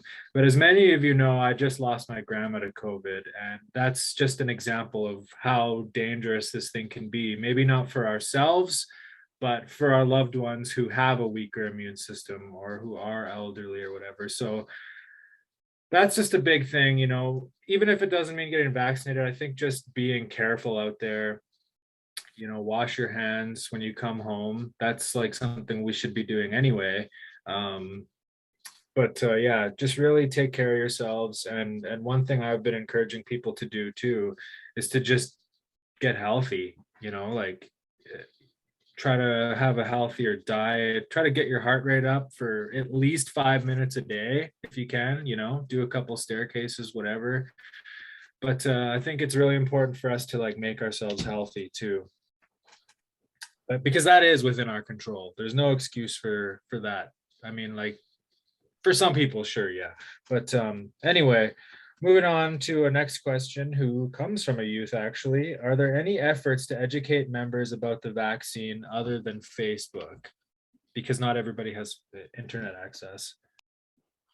Yeah, it is a challenge. And I'm trying to think of how we best do this. I mean, this opportunity is one of those things, right? The community events and having a chance to talk to your healthcare providers, or the nurse in the community, or a pharmacist, or somebody who you know has knowledge beyond what's on Facebook, because there's a lot of not great information on Facebook, and some of it is actually quite dangerous, like the people that are taking ivermectin. Ivermectin is a medication that's given to horses to deworm them, for heaven's sake. And there's people out there that are looking for this medication to take, and they're ending up really sick and in hospital. The poison control folks are having to answer all kinds of calls about people that are taking these things because they read it online. So just make sure you understand your sources, and when in doubt, get a hold of your healthcare provider to answer the questions in person. And I just noted somebody wanted me to call them, and today I just can't. As soon as I leave here at 3:30, I have to run into town to go to an appointment, but I am available. Contact through FNHA, and I can help at another time. Just today, I won't be able to do that. Okay, thanks. That was Doctor. me. You answered it. Okay, thank you. Okay, next question. I thought this was an interesting question. If somebody tests positive, how do they know that it's the variant? You're in BC right now, it's the variant. Okay.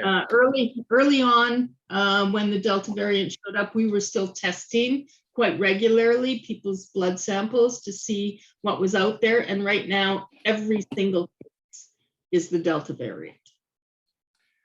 Okay. You heard it right from the source. Okay. Next question. Is the World Health Organization working to get vaccines to all countries?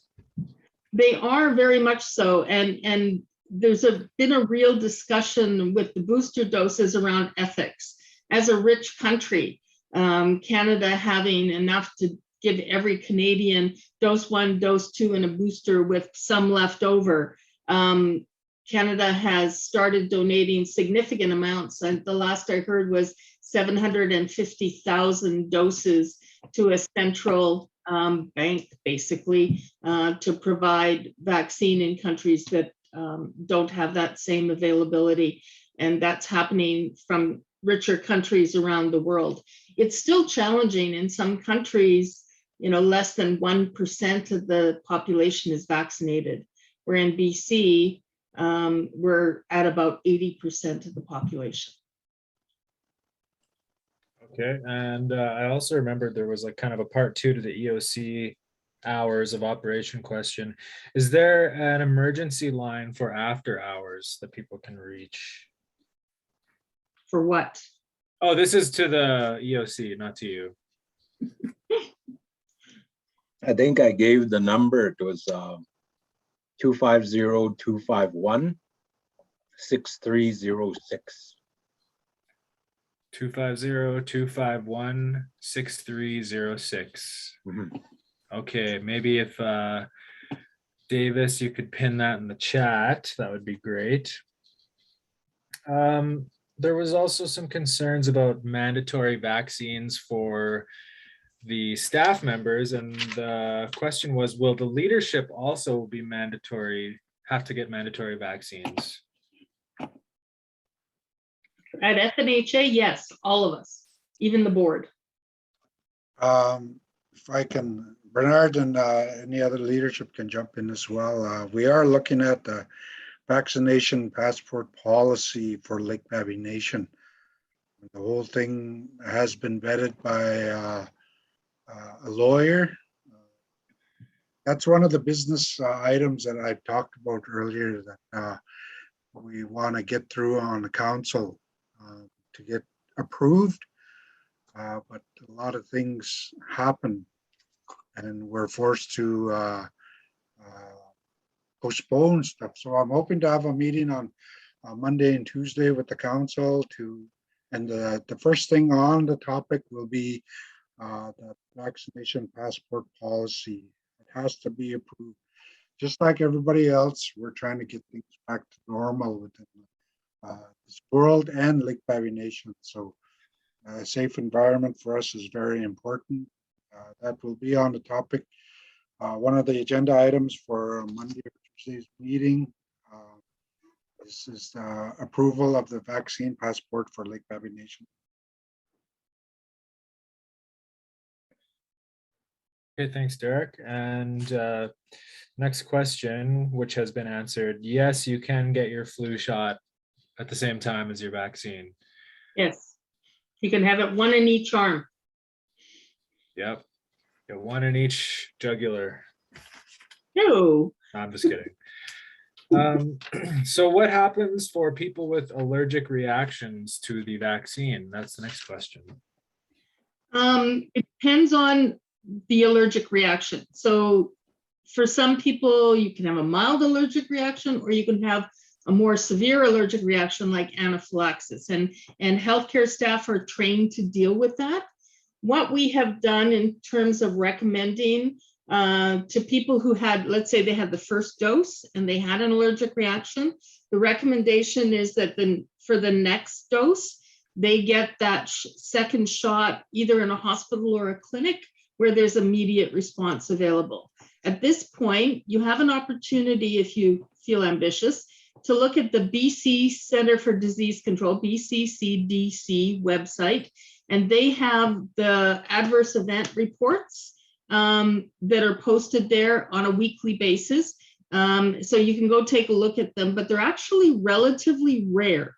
We haven't had anywhere near the allergic reactions, not like some of the other vaccines. Some childhood vaccines have are made with egg product, and people have a reaction to the egg or some of the other ingredients. So at this point, there have been fewer anaphylaxis, like serious type reactions, but they do happen.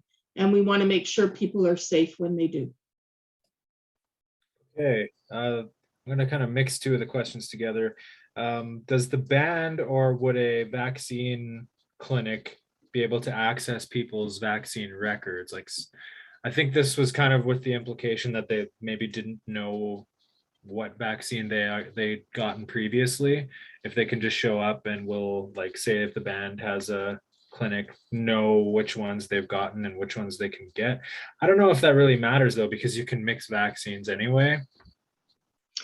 Right, but there's a database called IMSBC, IMMSBC, and it is available to the healthcare providers who are giving you the vaccine. And if you show your health card, with your personal health number, they can look it up very easily. They know exactly what you got and the dosage and the lot.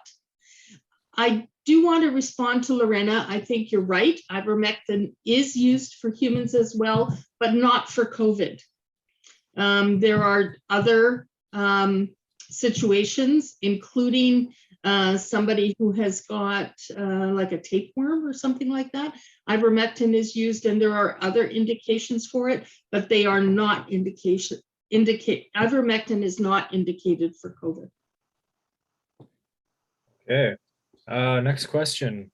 Will the band have rapid testing available in-house at some point? I don't know. Well, go ahead, Bernard. Okay, so rapid testing is already started. The Fort Babine had one done, and it really helped. So FNHA and Northern Health are saying they will assist us in continuing with the rapid testing in our communities. There is a need for it, and they're accommodating us. Okay. And there was a question, is the vaccine card, the physical card, not accepted anymore to get into restaurants? Do you actually need to have the thing on your phone? Yeah, it was the end of October was the last time you could use your paper card. What if you had a printed QR code? Would that be acceptable? As long as Okay. they have, on my phone, I have the ability to read somebody's QR code, right? Yeah. It's an easy app to download. So if you have your QR code printed, right, there we go. Derrick's got it. That works too. I've got mine as the opening page on my phone. So it's easy to access. Okay. And how long does the vaccine protect or cover you from the the Delta variant? Right now, the Delta variant is covered. We don't know, to be perfectly honest, how long our vaccines are going to last. At this point, we've seen minimal waning, 6 to 8 months out since people got the original vaccination. Hopefully the booster will help, but we really don't know. remembering that COVID only showed up in 2019. So it's not something we have a lot of experience about. We've only been giving vaccines since last December 29th. So we're definitely moving forward, but we're very helpful, and we continue to test blood work and things for immunity going forward. Not me personally, FNHA doesn't have a lab, but the provincial system is continuing to do that. Right on. Actually, on that note, I've got a bit of a question too. I know that COVID is kind of like in the same family strain as SARS. So can you speak to how long the SARS vaccine has been being developed before the COVID We vaccine? didn't have the SARS vaccine. Well, like not like a finished vaccine, but like work on it, because I've heard some people saying that, oh, this isn't a new vaccine. They've been working on this for, 10 years or whatever. Well, the technology behind this vaccine has been around for about 10 years. It is the most common technology in rabies vaccine right now and in yellow fever vaccine, for those of you that travel into wild and wonderful places. So it's not a new technology. And there were about 150 labs across the world as soon as the COVID was identified, who worked on the development of this vaccine. Some collectively, some, tried to race each other out. That's why across the world there's about 6 or 7 different vaccines available, and why we have both Moderna and Pfizer. So same technology, different companies manufacturing. Gotcha. Okay, next question. What happens if they run out of space in the hospitals? Worst case scenario. Scary stuff. I said my husband's hip replacement surgery has been significantly delayed. And right now, every ICU bed is full. And I know at one of the hospitals here in Victoria, there's 18 people in a hallway in a particular area of the hospital waiting for other beds. It's bad. It's really bad. I know friends, the medical health officer I work with in Saskatchewan, they're sending people to Ontario because they haven't got any beds left. And people with cancer, people who have heart issues, people who have other medical needs are being deferred because they need all those beds for people who are very ill with COVID. But the people who are ill with COVID have no choice. I mean, they just can't function at home without oxygen support and other clinical supports. Hey, Julia? Can I add something to that? Oh, yeah. If that happens, a triage situation starts happening, because then the doctors and the medical professions have to make a decision to see who has the best chance of survival and who does not have the best chance of survival. Unfortunately, they have to make a decision on how they can do that. The first things they try to do is they try to find locations that they can send them, and that's why some people are being sent into Alberta and different out of the province. Luckily for those people, those are found. But if that wasn't available, the medical profession have to make a decision on and also treat the people that are best in their opinion and with the information that they have to be able to treat the people that have a chance of surviving, and also the people that don't have very good chance of survival will have. And then, especially when it comes to people going on to ventilators, those, unfortunately, the people that have the best chance of survival are going to end up bumping the other people out. And that's where they have to make a decision if they're going to discontinue the ventilators or not. So it is really important that everybody else that's still walking around to be able to try and be as healthy as you can, because the healthier you are, the better chance your immune system is stronger. The stronger your immune system is, the better chance you have in fighting any kind of disease that, including the COVID. Thank you. Thank you for Yeah. that. Can I Never- answer Go Orlando? ahead. I'm sorry, Yeah, I don't go know ahead. if I pronounced that. The question is, do I speak for all healthcare professionals? Of course I don't. But 13 years of university, I am fellow of the Royal College of Physicians and Surgeons in Population and Public Health. I am a chief medical officer. I work with chief medical officers from across the country, including the Public Health Agency of Canada and others, with infectious disease specialists and other people who treat COVID patients in the hospital. So do I speak for all healthcare professionals? No, but I do speak for highly qualified, highly trained, scientifically knowledgeable people, and try to communicate that to the First Nations population in BC and defend the needs of First Nations populations in BC within those tables. Okay. Now I'm going to start going into the questions in the chat. That was just all the questions from before the break. Do you know what is contained in each vaccine and how does it make it effective to protect everyone? I hear it is safe, but what makes it safe and effective? Okay, so you can look up the vaccine product monogram online and it will give you a list of everything that's in the product. The active ingredient in both Pfizer and Moderna is called mRNA, so messenger RNA. These vaccines, and it's hard to explain, I need a dog toy or something. So if you look at the COVID virus particle, you've seen pictures of it, right? It's round, spherical, with it looks like somebody stuck a bunch of pins in a foam ball. So those are spike proteins on the outside of the virus particle. What the mRNA vaccine does, it is like a recipe, and it is a recipe for those spike proteins, not for the whole virus, just for the spike proteins.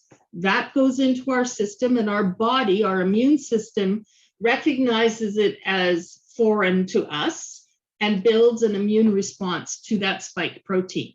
So that when you are in contact with the virus particle, your immune system goes, hey, I know that. It's not supposed to be here. It's this strange thing I've seen before, and it attacks. So that's how the vaccine actually works in our body.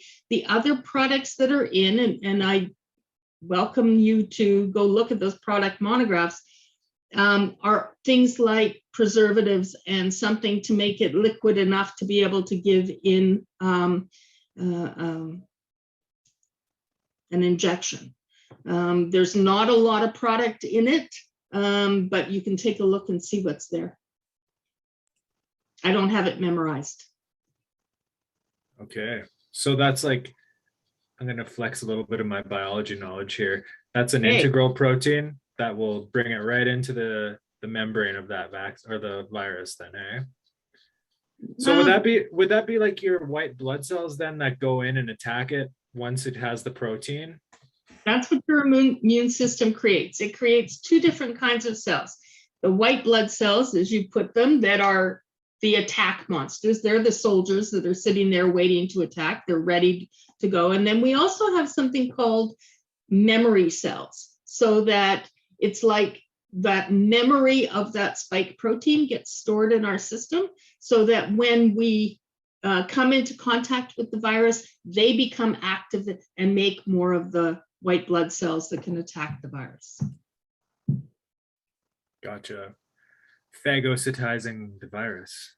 Just kidding. What are the actual dangers of being around the unvaccinated? Well, the people who are unvaccinated, if they are infected, like I can't say that people are infected 24/7, but if they are infected, they're going to shed more virus particles. Remember I said that the role of the virus is to infect people and then to replicate in your body and then to be spewed out to attack other people. So the people who are not vaccinated are more likely to get infected and will produce more virus particle So if you're sharing a room with them, there's going to be more virus particle around than if you were hanging out with people who were vaccinated. Okay. Is the Delta variant a mutation of COVID-19? Why are the vaccines not working for some who get the Delta variant and are vaccinated? So the Delta variant is a mutation of what we called the wild type COVID virus that first arrived in North America. There are lots of reasons people can still get infected. They may have immune systems that don't respond sufficiently to the vaccine. So where you or I might have an 80% or 90% effectiveness of the vaccine, maybe they only have 60 or 70. So they have a greater possibility of being infected. It may be that they are living in an environment or working in an environment where there's lots more vaccine particles floating around. So when I got my COVID, it was because my husband, who works in healthcare too, came home, he had COVID, we share a house, I got COVID. So no matter how careful we were in the house, I sleeping in the guest room, sitting on a different couch, all of that, there was still enough virus particle in the house for me to get it at the time. I'd already been vaccinated once, but I didn't have the full protection of the second vaccine yet. So I was not seriously ill. I didn't end up in hospital, but I still tested positive for COVID.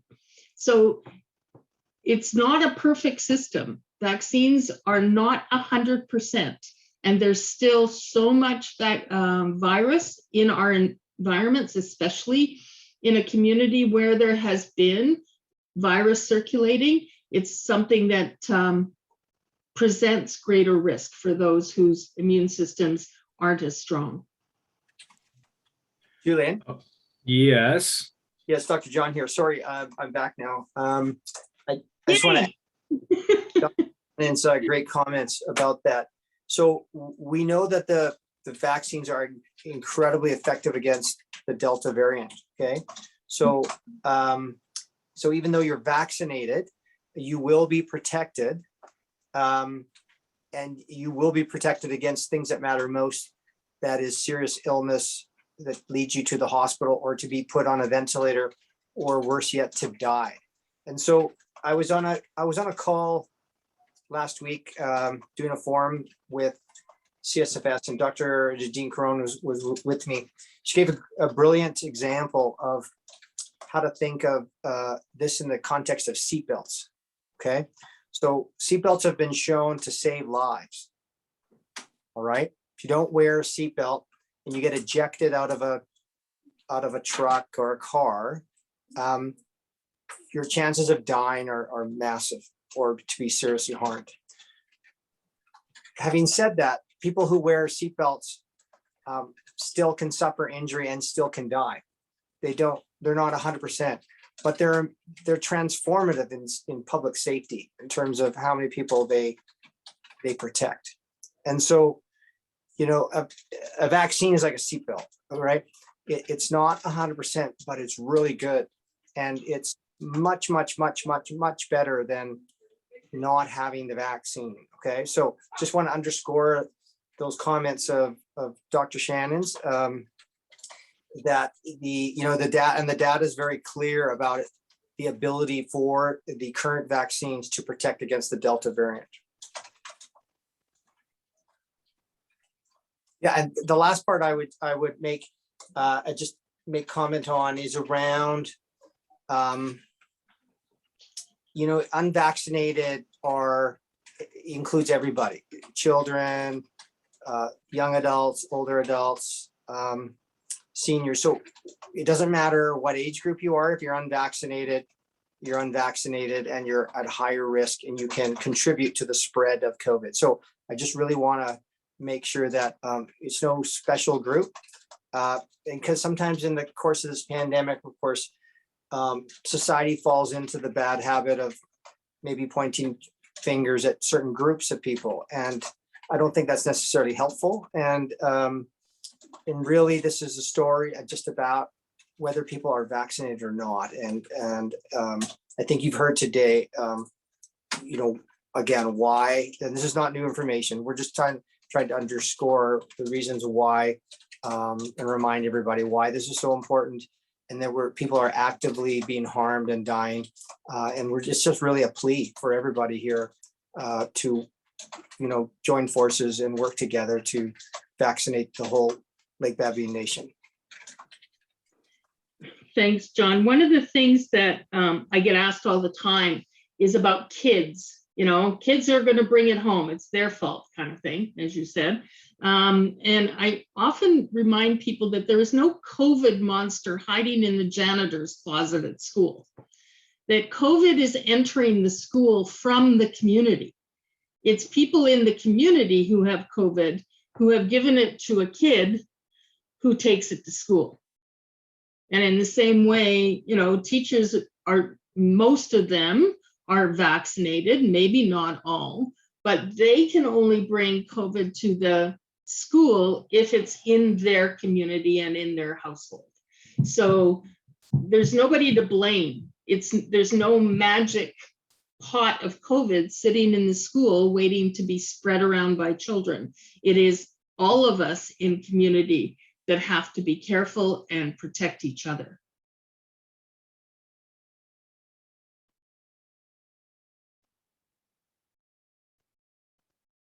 Okay. There was some concern in the chat about people believing that the vaccine could kill you. If you could speak to that and also provide some proof that this isn't true.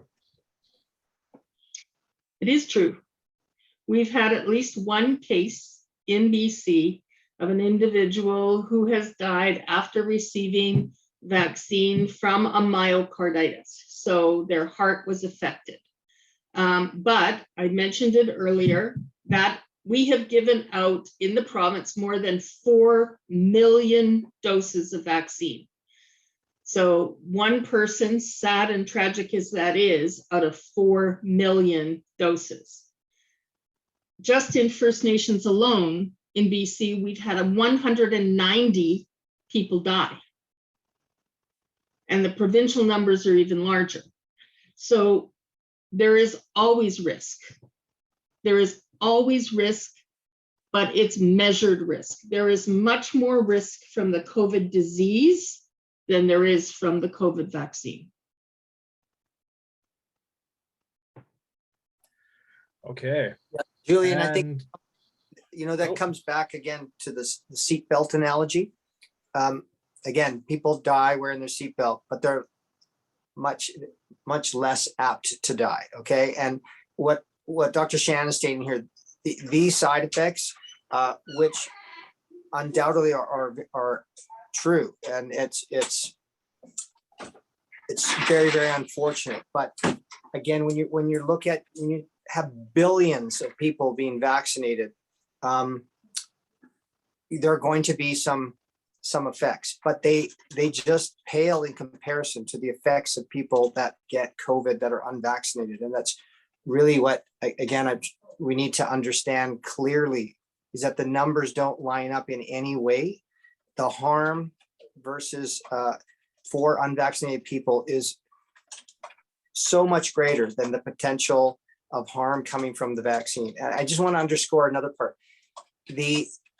When people get COVID and they're in the hospital with various conditions that require other treatment, like large doses of IV antibiotics and other things, those come with a lot of risk as well. All right. Those other medications that we just take for granted, and you know, people get pneumonia, people get kidney infections, they have far greater risk than the vaccine. Okay. So, but we don't talk about those things because people get sick, they go to hospital, they get treated as needed. So I just try to reflect a little bit on that part as well, about the things we do every day and that come with risk. But again, on a population basis level, they're so protective. They're so protective. I have to go. Sorry. Oh, thank Take you for your care. time. Thank you so much, Dr. Shannon. You've been very informative and we appreciate your time. I believe we still have Dr. John with us for the next half an hour, so we can still burn through some more of these questions. There's still quite a few questions, so we'll do our best to get to them all, but the meeting is only scheduled until 4, so we'll run until about 4. Yeah, Julian, I probably have another 15 minutes and then I have to go because I've got patients here in the clinic that I have to continue to see. Okay, no worries. Okay, another important question people have been asking about is the dead body contagious if somebody died from COVID? Well, so COVID, presumably no one's getting near the body. So it's an airborne transmitted virus. So it's in the air that people breathe. And so if someone is deceased, they're not breathing any longer. So COVID could be in their body, but you wouldn't be susceptible to it, just being around a body necessarily. But if you're, it all depends on how close people are prior to them dying and, whether people were actively infected. I should rephrase the question. It's an embalmed body. So like if somebody wants to have an open casket funeral, I think is kind of more what the question was aimed at. Yeah. Viruses are like living, they're living things, and they come and they go, and they can't survive in all conditions. And so embalming, nothing's going to be particularly thriving in that particular condition, including the COVID virus. Okay, and is the booster safe for pregnant people as well as the vaccine? Yeah, the vaccine's just plain safe for pregnant women. Again, the public health officer will inform us when that group of people, when those people are eligible. Again, it's based on your last dose and the things, but same rules apply. That absolutely pregnant women need to have booster shots. Again, highlighting the huge vulnerability of pregnant women who are unvaccinated with COVID. They're at such a heightened risk of serious harm from COVID. I just can't underscore that enough. Okay, and if a person gets COVID, how soon can they get it? Like how long until they get it again? How long does their natural immunity protect them for? So we don't know the answer to that question. We were learning about it, and Dr. Shannon touched on this earlier, is that everyone's immune system is different.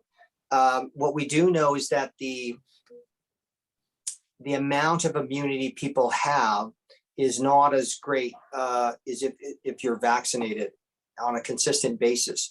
So it's probably fairly short-lived.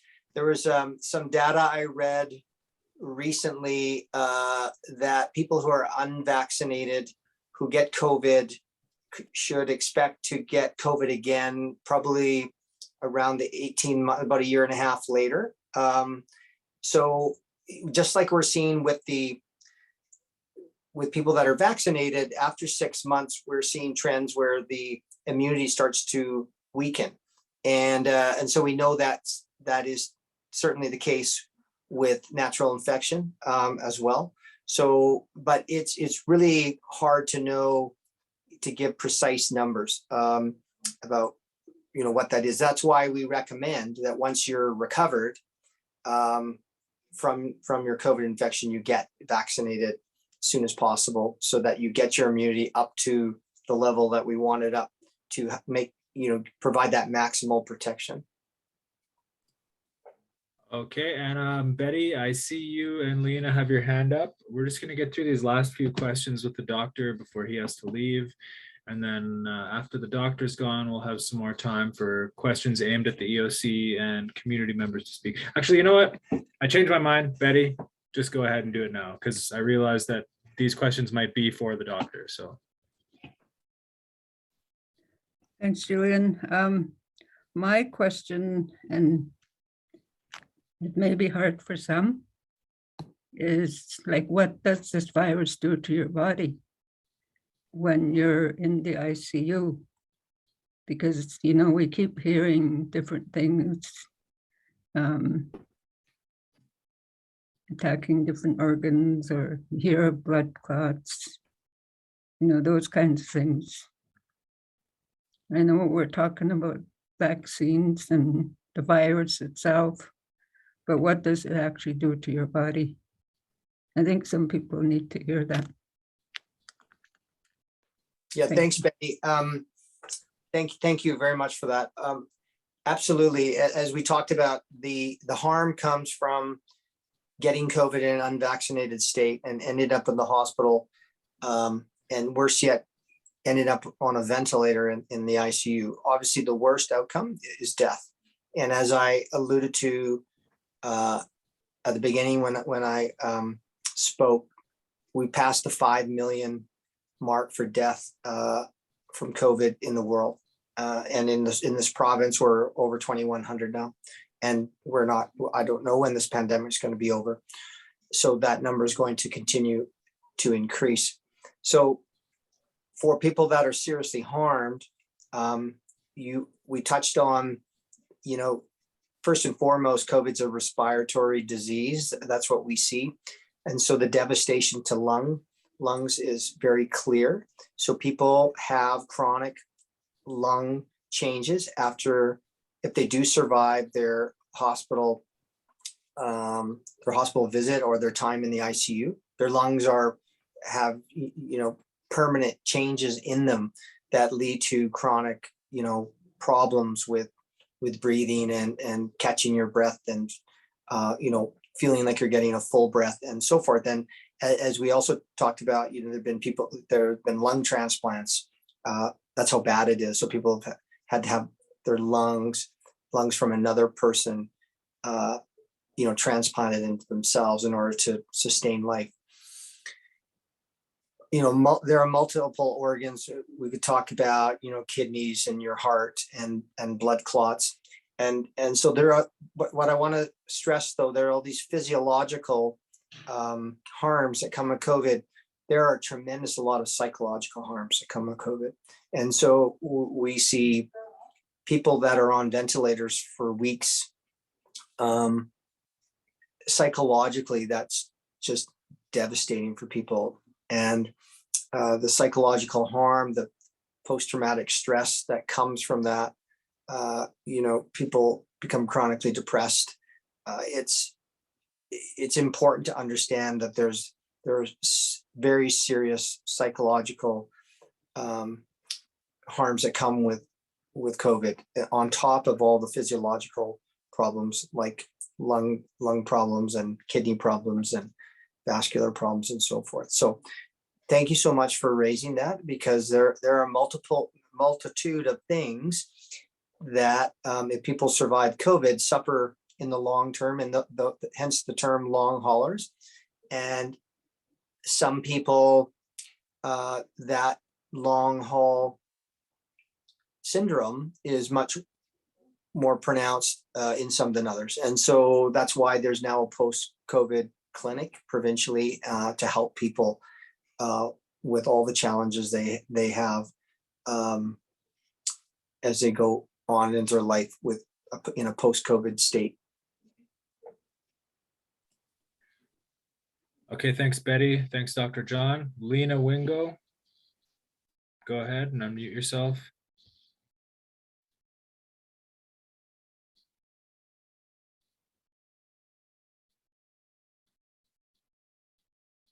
Hello, Lena. I'll just pose. Oh, there you go. Go ahead, Lena. Hello, can you hear me? Yeah, we can. My question for Dr. John, they're talking about booster shot.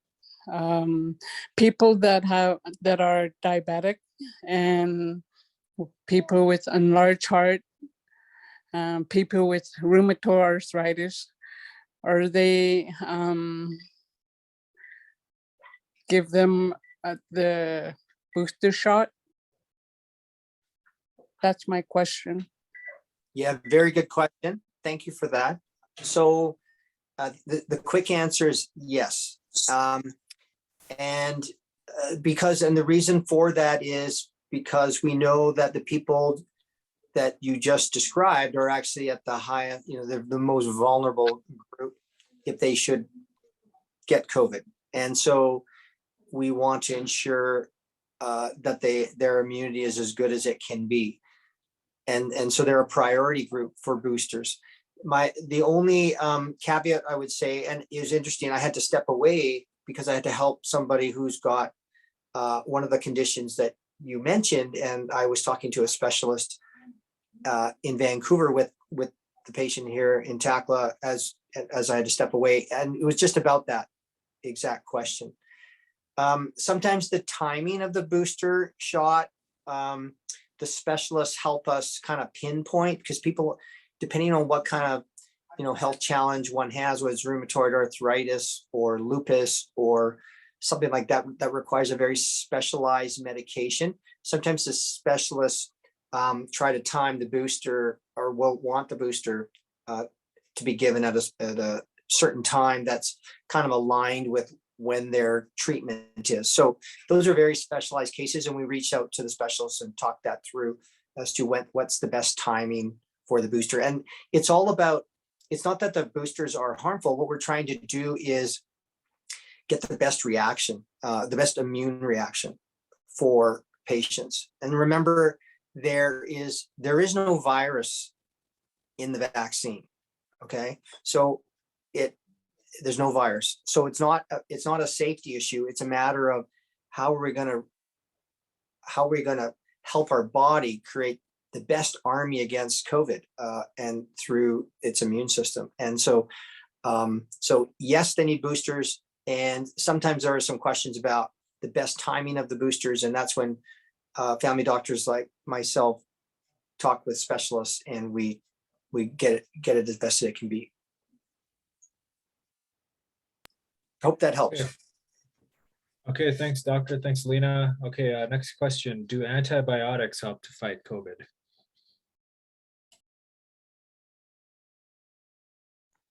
No, so antibiotics don't fight COVID. COVID's a virus, and sometimes you will have patients with COVID who get what we call secondarily infected with a bacteria. So that can happen. But for COVID itself, antibiotics don't play any role in that for the virus itself.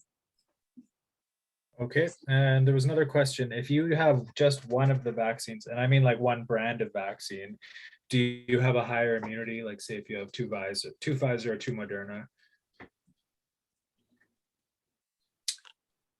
So if I understood the question, Julian, are we asking whether Pfizer or Moderna has higher immunity attached with it? Is that?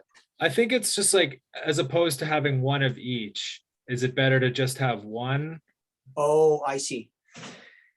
Yes, I can't personally give the best answer. This is not my area of expertise, but I can, having talk this through with public health officer and other people, infectious disease specialists. The best vaccine you get is, for your immunity is the one that is given to you. And as you know, in Canada, there's been some people have got just Pfizer, just Moderna. Some people have got AstraZeneca and then an mRNA vaccine. And so what we've seen is that the story continues to evolve as to what that looks like.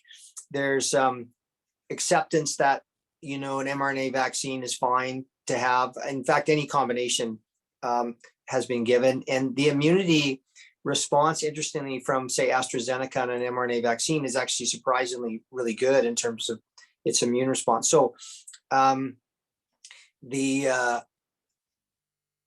don't think we can say that there's one clear winner in terms of, immunity and protection. Again, all the vaccines are incredibly good. And some communities got Pfizer, some got Moderna. There's a little bit of data coming out, again, emerging around that the Moderna vaccine seems to offer a little bit, or signaling that it may have a little bit longer lasting immunity than say Pfizer does at 6 months. But again, it's really early in the, this pandemic's only been going on arguably a year and a half, coming up on 2 years. So we're learning a lot about this, but I'm completely happy getting any of the vaccines. I think in the community, LBN and certainly where I am, these are all mRNA vaccines that we're talking about, and they're both champions for sure. Okay, thank you. Antoinette, you got your hand up. Go ahead. Hello. Oh, sorry. Hello. Oh, you're still. Oh. If there's two of you watching in the same room, it's probably just best to leave the room. Okay. My question is, for those that are being hospitalized, and I've had 2 family members that were hospitalized and have passed from COVID, when we were told what they're given during their hospitalization, when the doctor says that they give them medicine, I'm wondering what medicine are they giving those who are in the hospital with COVID? What are they giving them? Is there medicine that they are giving them, or is it just to help stabilize them? Yeah, it's a good question. Again, it depends on what challenges the patient has while in the hospital as to what they need. And once, to need to be put into the hospital, automatically assumes that the patient is now too ill to be safely cared for in the community. And so their oxygen in their blood, because of their lungs not working as well as they should, require them to have supplemental oxygen. So that's a form of treatment. And then, once you're in the hospital, there are other medicines sometimes people get, like steroids. And like I said, depending on whether they have evidence of other infections on top of COVID, might necessitate antibiotics and so forth. Once people get into the intensive care unit, they're critically sick, and there are a whole multitude of medicines that are required to keep people alive, including to stay on a ventilator. And so yes, it's going to be different for each patient, and I think it's a fair comment that once you reach the hospitalization state, there are going to be numerous medicines given to people to help them in their journey to try to recover from COVID. Okay, and I also have another question. I've previously have been on a respirator machine to help me breathe when I caught H1N1 in 2019, and I have lung damage due to that. And being vaccinated, double vaccinated, how protected am I from COVID? Am I still going to be considered high risk if I were to catch it? What are my risks? How am I being protected from this vaccine, COVID, with my vaccinations? Yeah, that's a very good question. And thank you for that, and thanks for sharing that. So having had a serious illness with H1N1 and being on a ventilator, obviously that's incredibly serious. And the fact that you're here today talking is an amazing story. But it also really underscores that people like yourself are extremely vulnerable to getting COVID. And so your immune system, I'm guessing, is otherwise well. And so the benefit of getting the COVID vaccine should arguably keep you well protected. What we do know is that, of course, if you get COVID on top of, chronic lung condition, that's going to be different than somebody who doesn't have a baseline level of lung disease. So in other words, your immune system should respond very well to the vaccine and help protect you.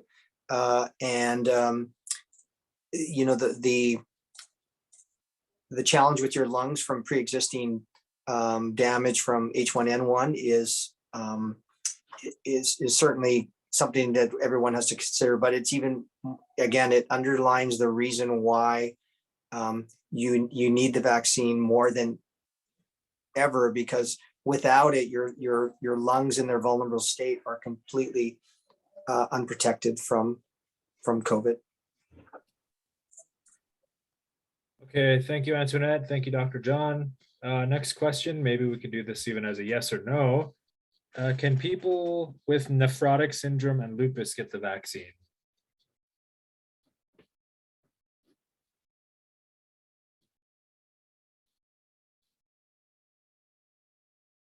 Oh, sorry. I was saying yes to myself, I guess. The answer is clearly yes. So people with lupus, people with nephrotic syndrome can get people who get transplants, get the vaccine.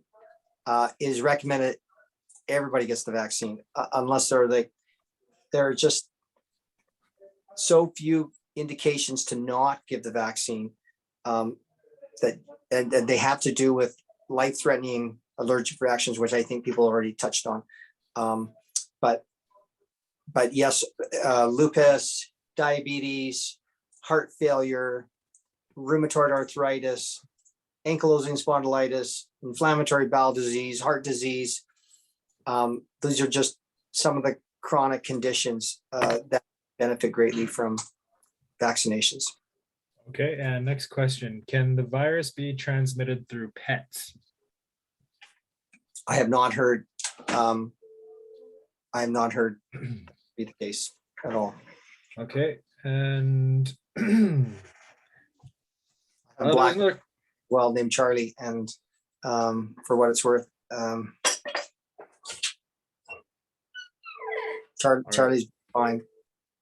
Okay, and what is the emergency use authorization and how is it being used?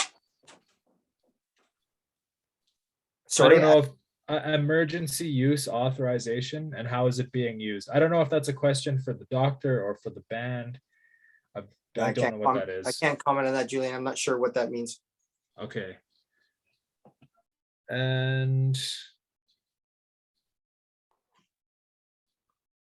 somebody asked if they are double vaccinated, can they spend time with somebody who's not vaccinated because they have a loved one who refuses to get vaccinated? Well, again, this becomes a choice thing as to I have a very frail elderly mother who's in her late 80s, not doing well, and she's vaccinated, and someone coming to see her who's unvaccinated puts her at great risk. And so I think when we're thinking about unvaccinated people and vaccinated people coming together, we just have to understand that there are risk implications there. And so when we think about protecting our elders, there's great vulnerability there in having people that are unvaccinated visit people that are vaccinated and very frail. And we know that the harm, COVID does incredible harm to people 80 and above, and that group of people is extremely vulnerable. Okay, thank you. And this could be either to the doctor or to the band staff. Are there mental health supports for the youth?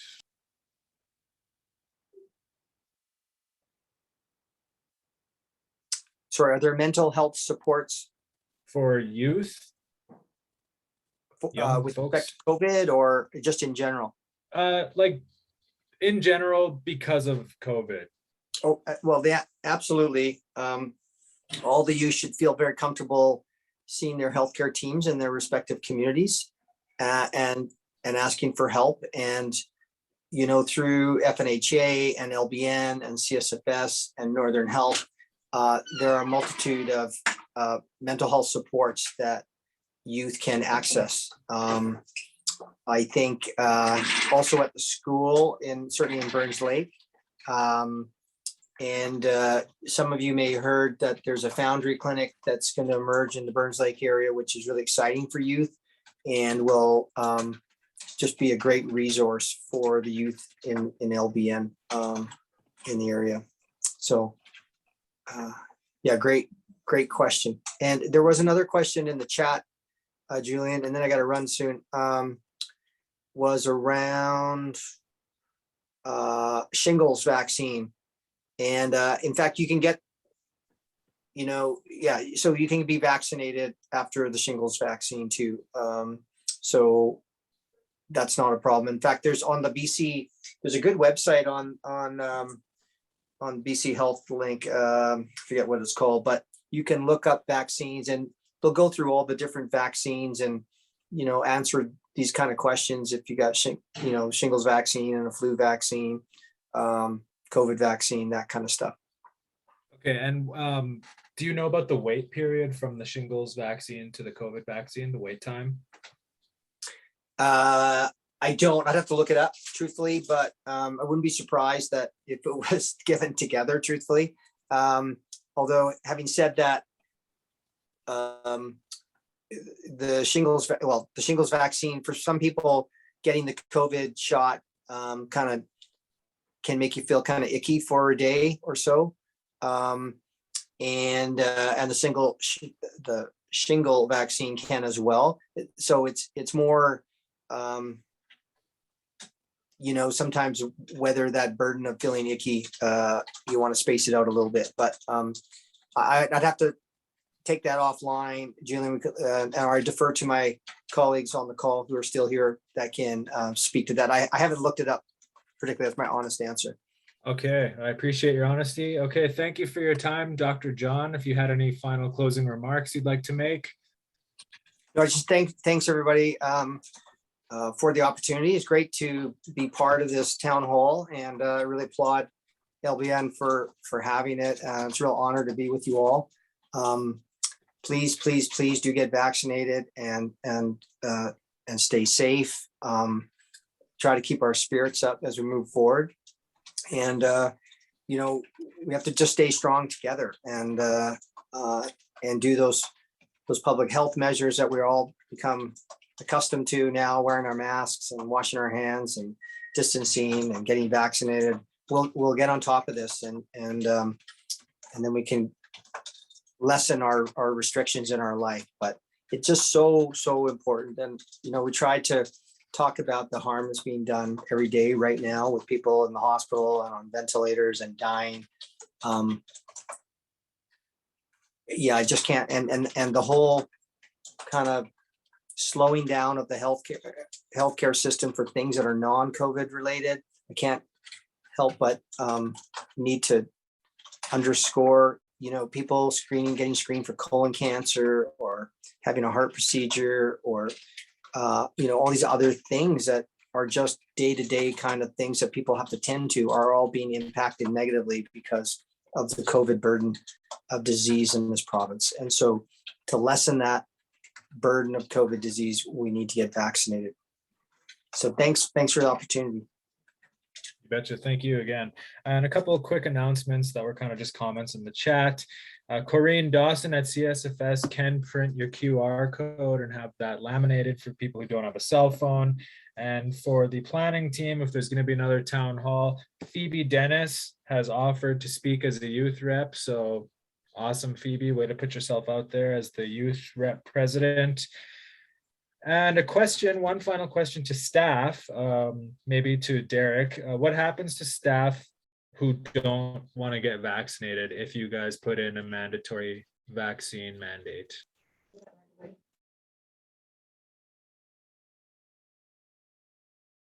I would leave that question for administration.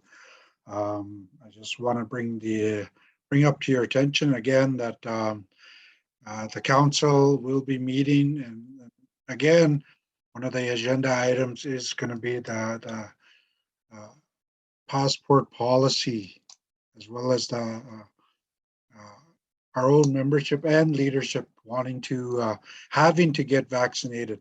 That's all right in that policy, and we're going to be talking about that Monday or Tuesday.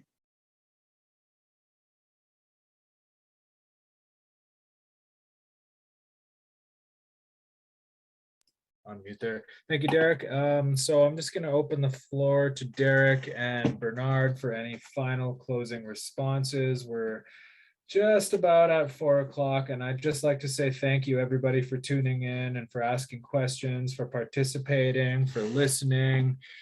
You know, I appreciate all of your time, and I hope you all stay healthy, stay active, eat some vegetables. I know chips are delicious, and we just had Halloween. I've been eating tons of mini chocolate bars. Yeah, I encourage everybody, seriously, 5 minutes a day, get your heart rate up. We'll do wonders for you. Eat a salad, put some Thousand Island on there, whatever. Just try to stay healthy, stay active, get outside. Thank you all once again for having me, and I'll leave it to Derrick and Bernard for their closing comments. Go ahead, Ben. Thanks, Jules. Excellent job as usual. Thanks, Davis and the team. Great job with this town hall. Great turnout. A lot of excellent information from Dr. John and Dr. Shannon. And I hope everybody is leaving this with a lot more information that you can use to pass along your loved ones. And we want all of this to go out to everyone so that questions, I know there's a lot of people wanting questions answered. So hopefully a lot of this was answered for you today, and hopefully it'll be answered to everybody else who weren't in on this town hall. And I want to thank everyone, Chief and Council, to all the members, to the hereditary chiefs who spoke today. It was a great outing today. Hopefully we'll have more down the road. And I appreciate each and every one of you. So if you hear of anyone who, like, encourage people to contact the EOC, because we are there to help them, whether they be off reserve or on reserve. If they are sick or if they come into contact with anyone, just to contact us right away, and we'll be there to help. So thank you, everyone.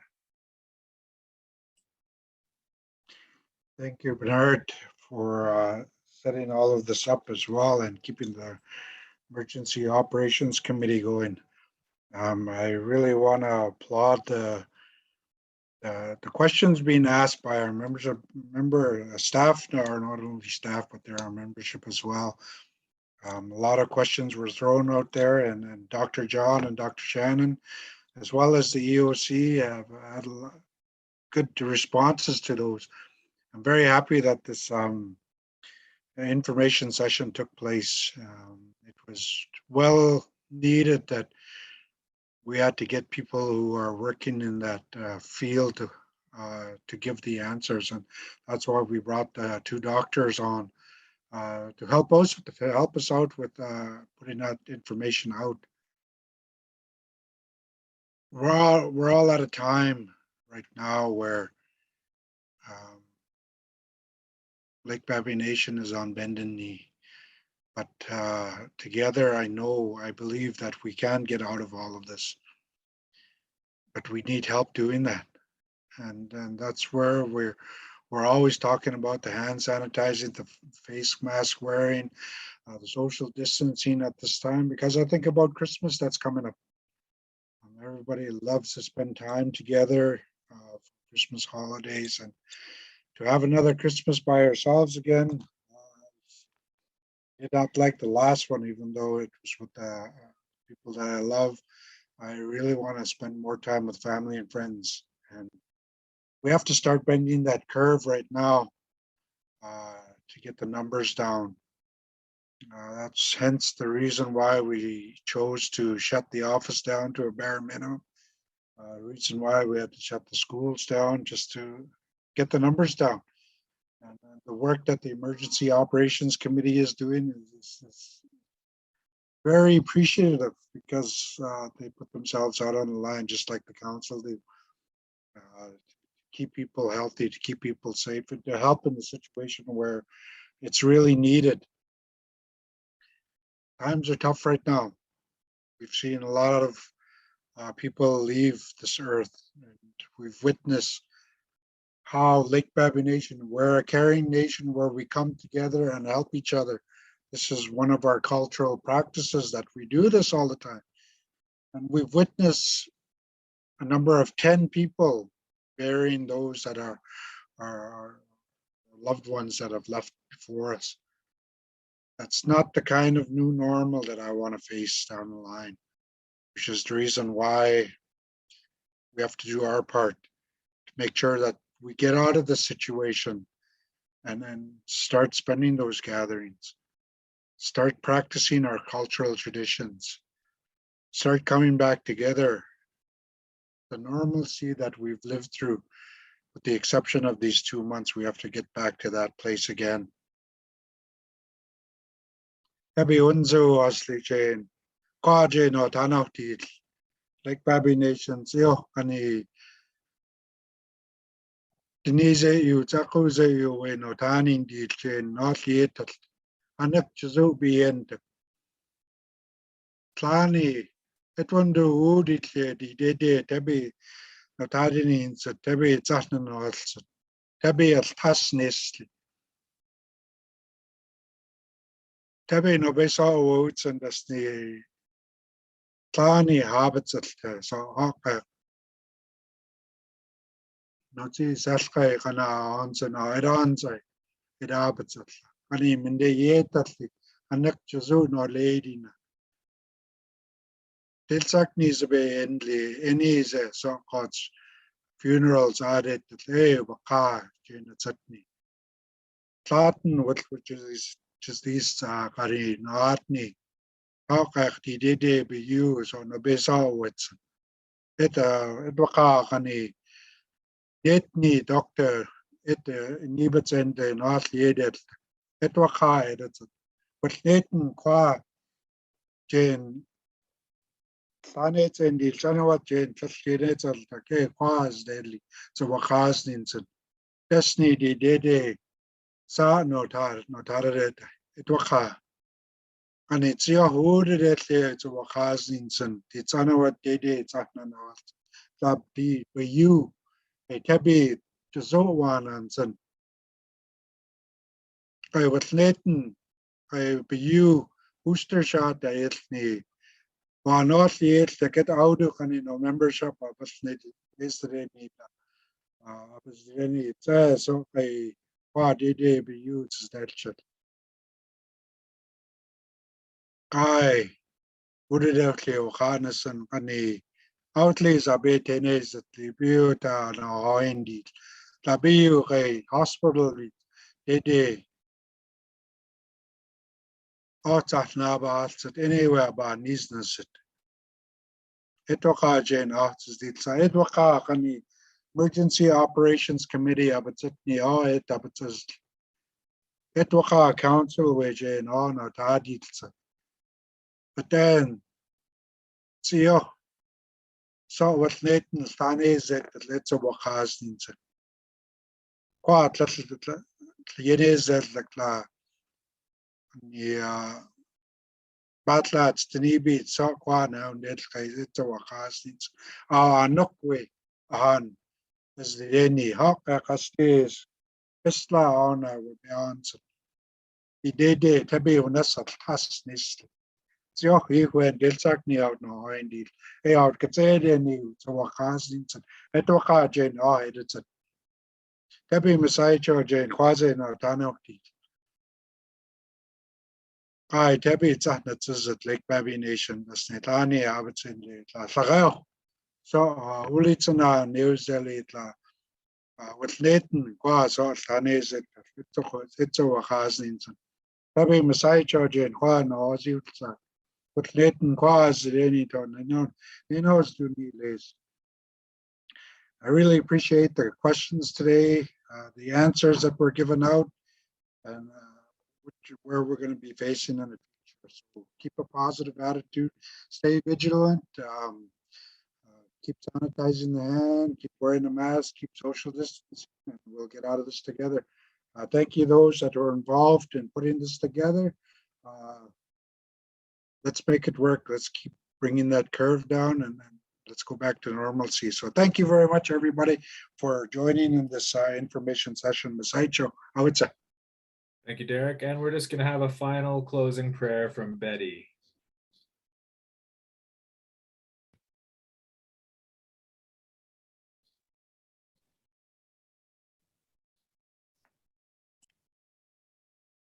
Masai Julian, Masai to everybody. Tanes dukli Pachai Chandon Chabuzit Bindoni. Physically, Agasta Masai Zit Najan Baitzin Anakbiendak Nohla Hopananinilsit.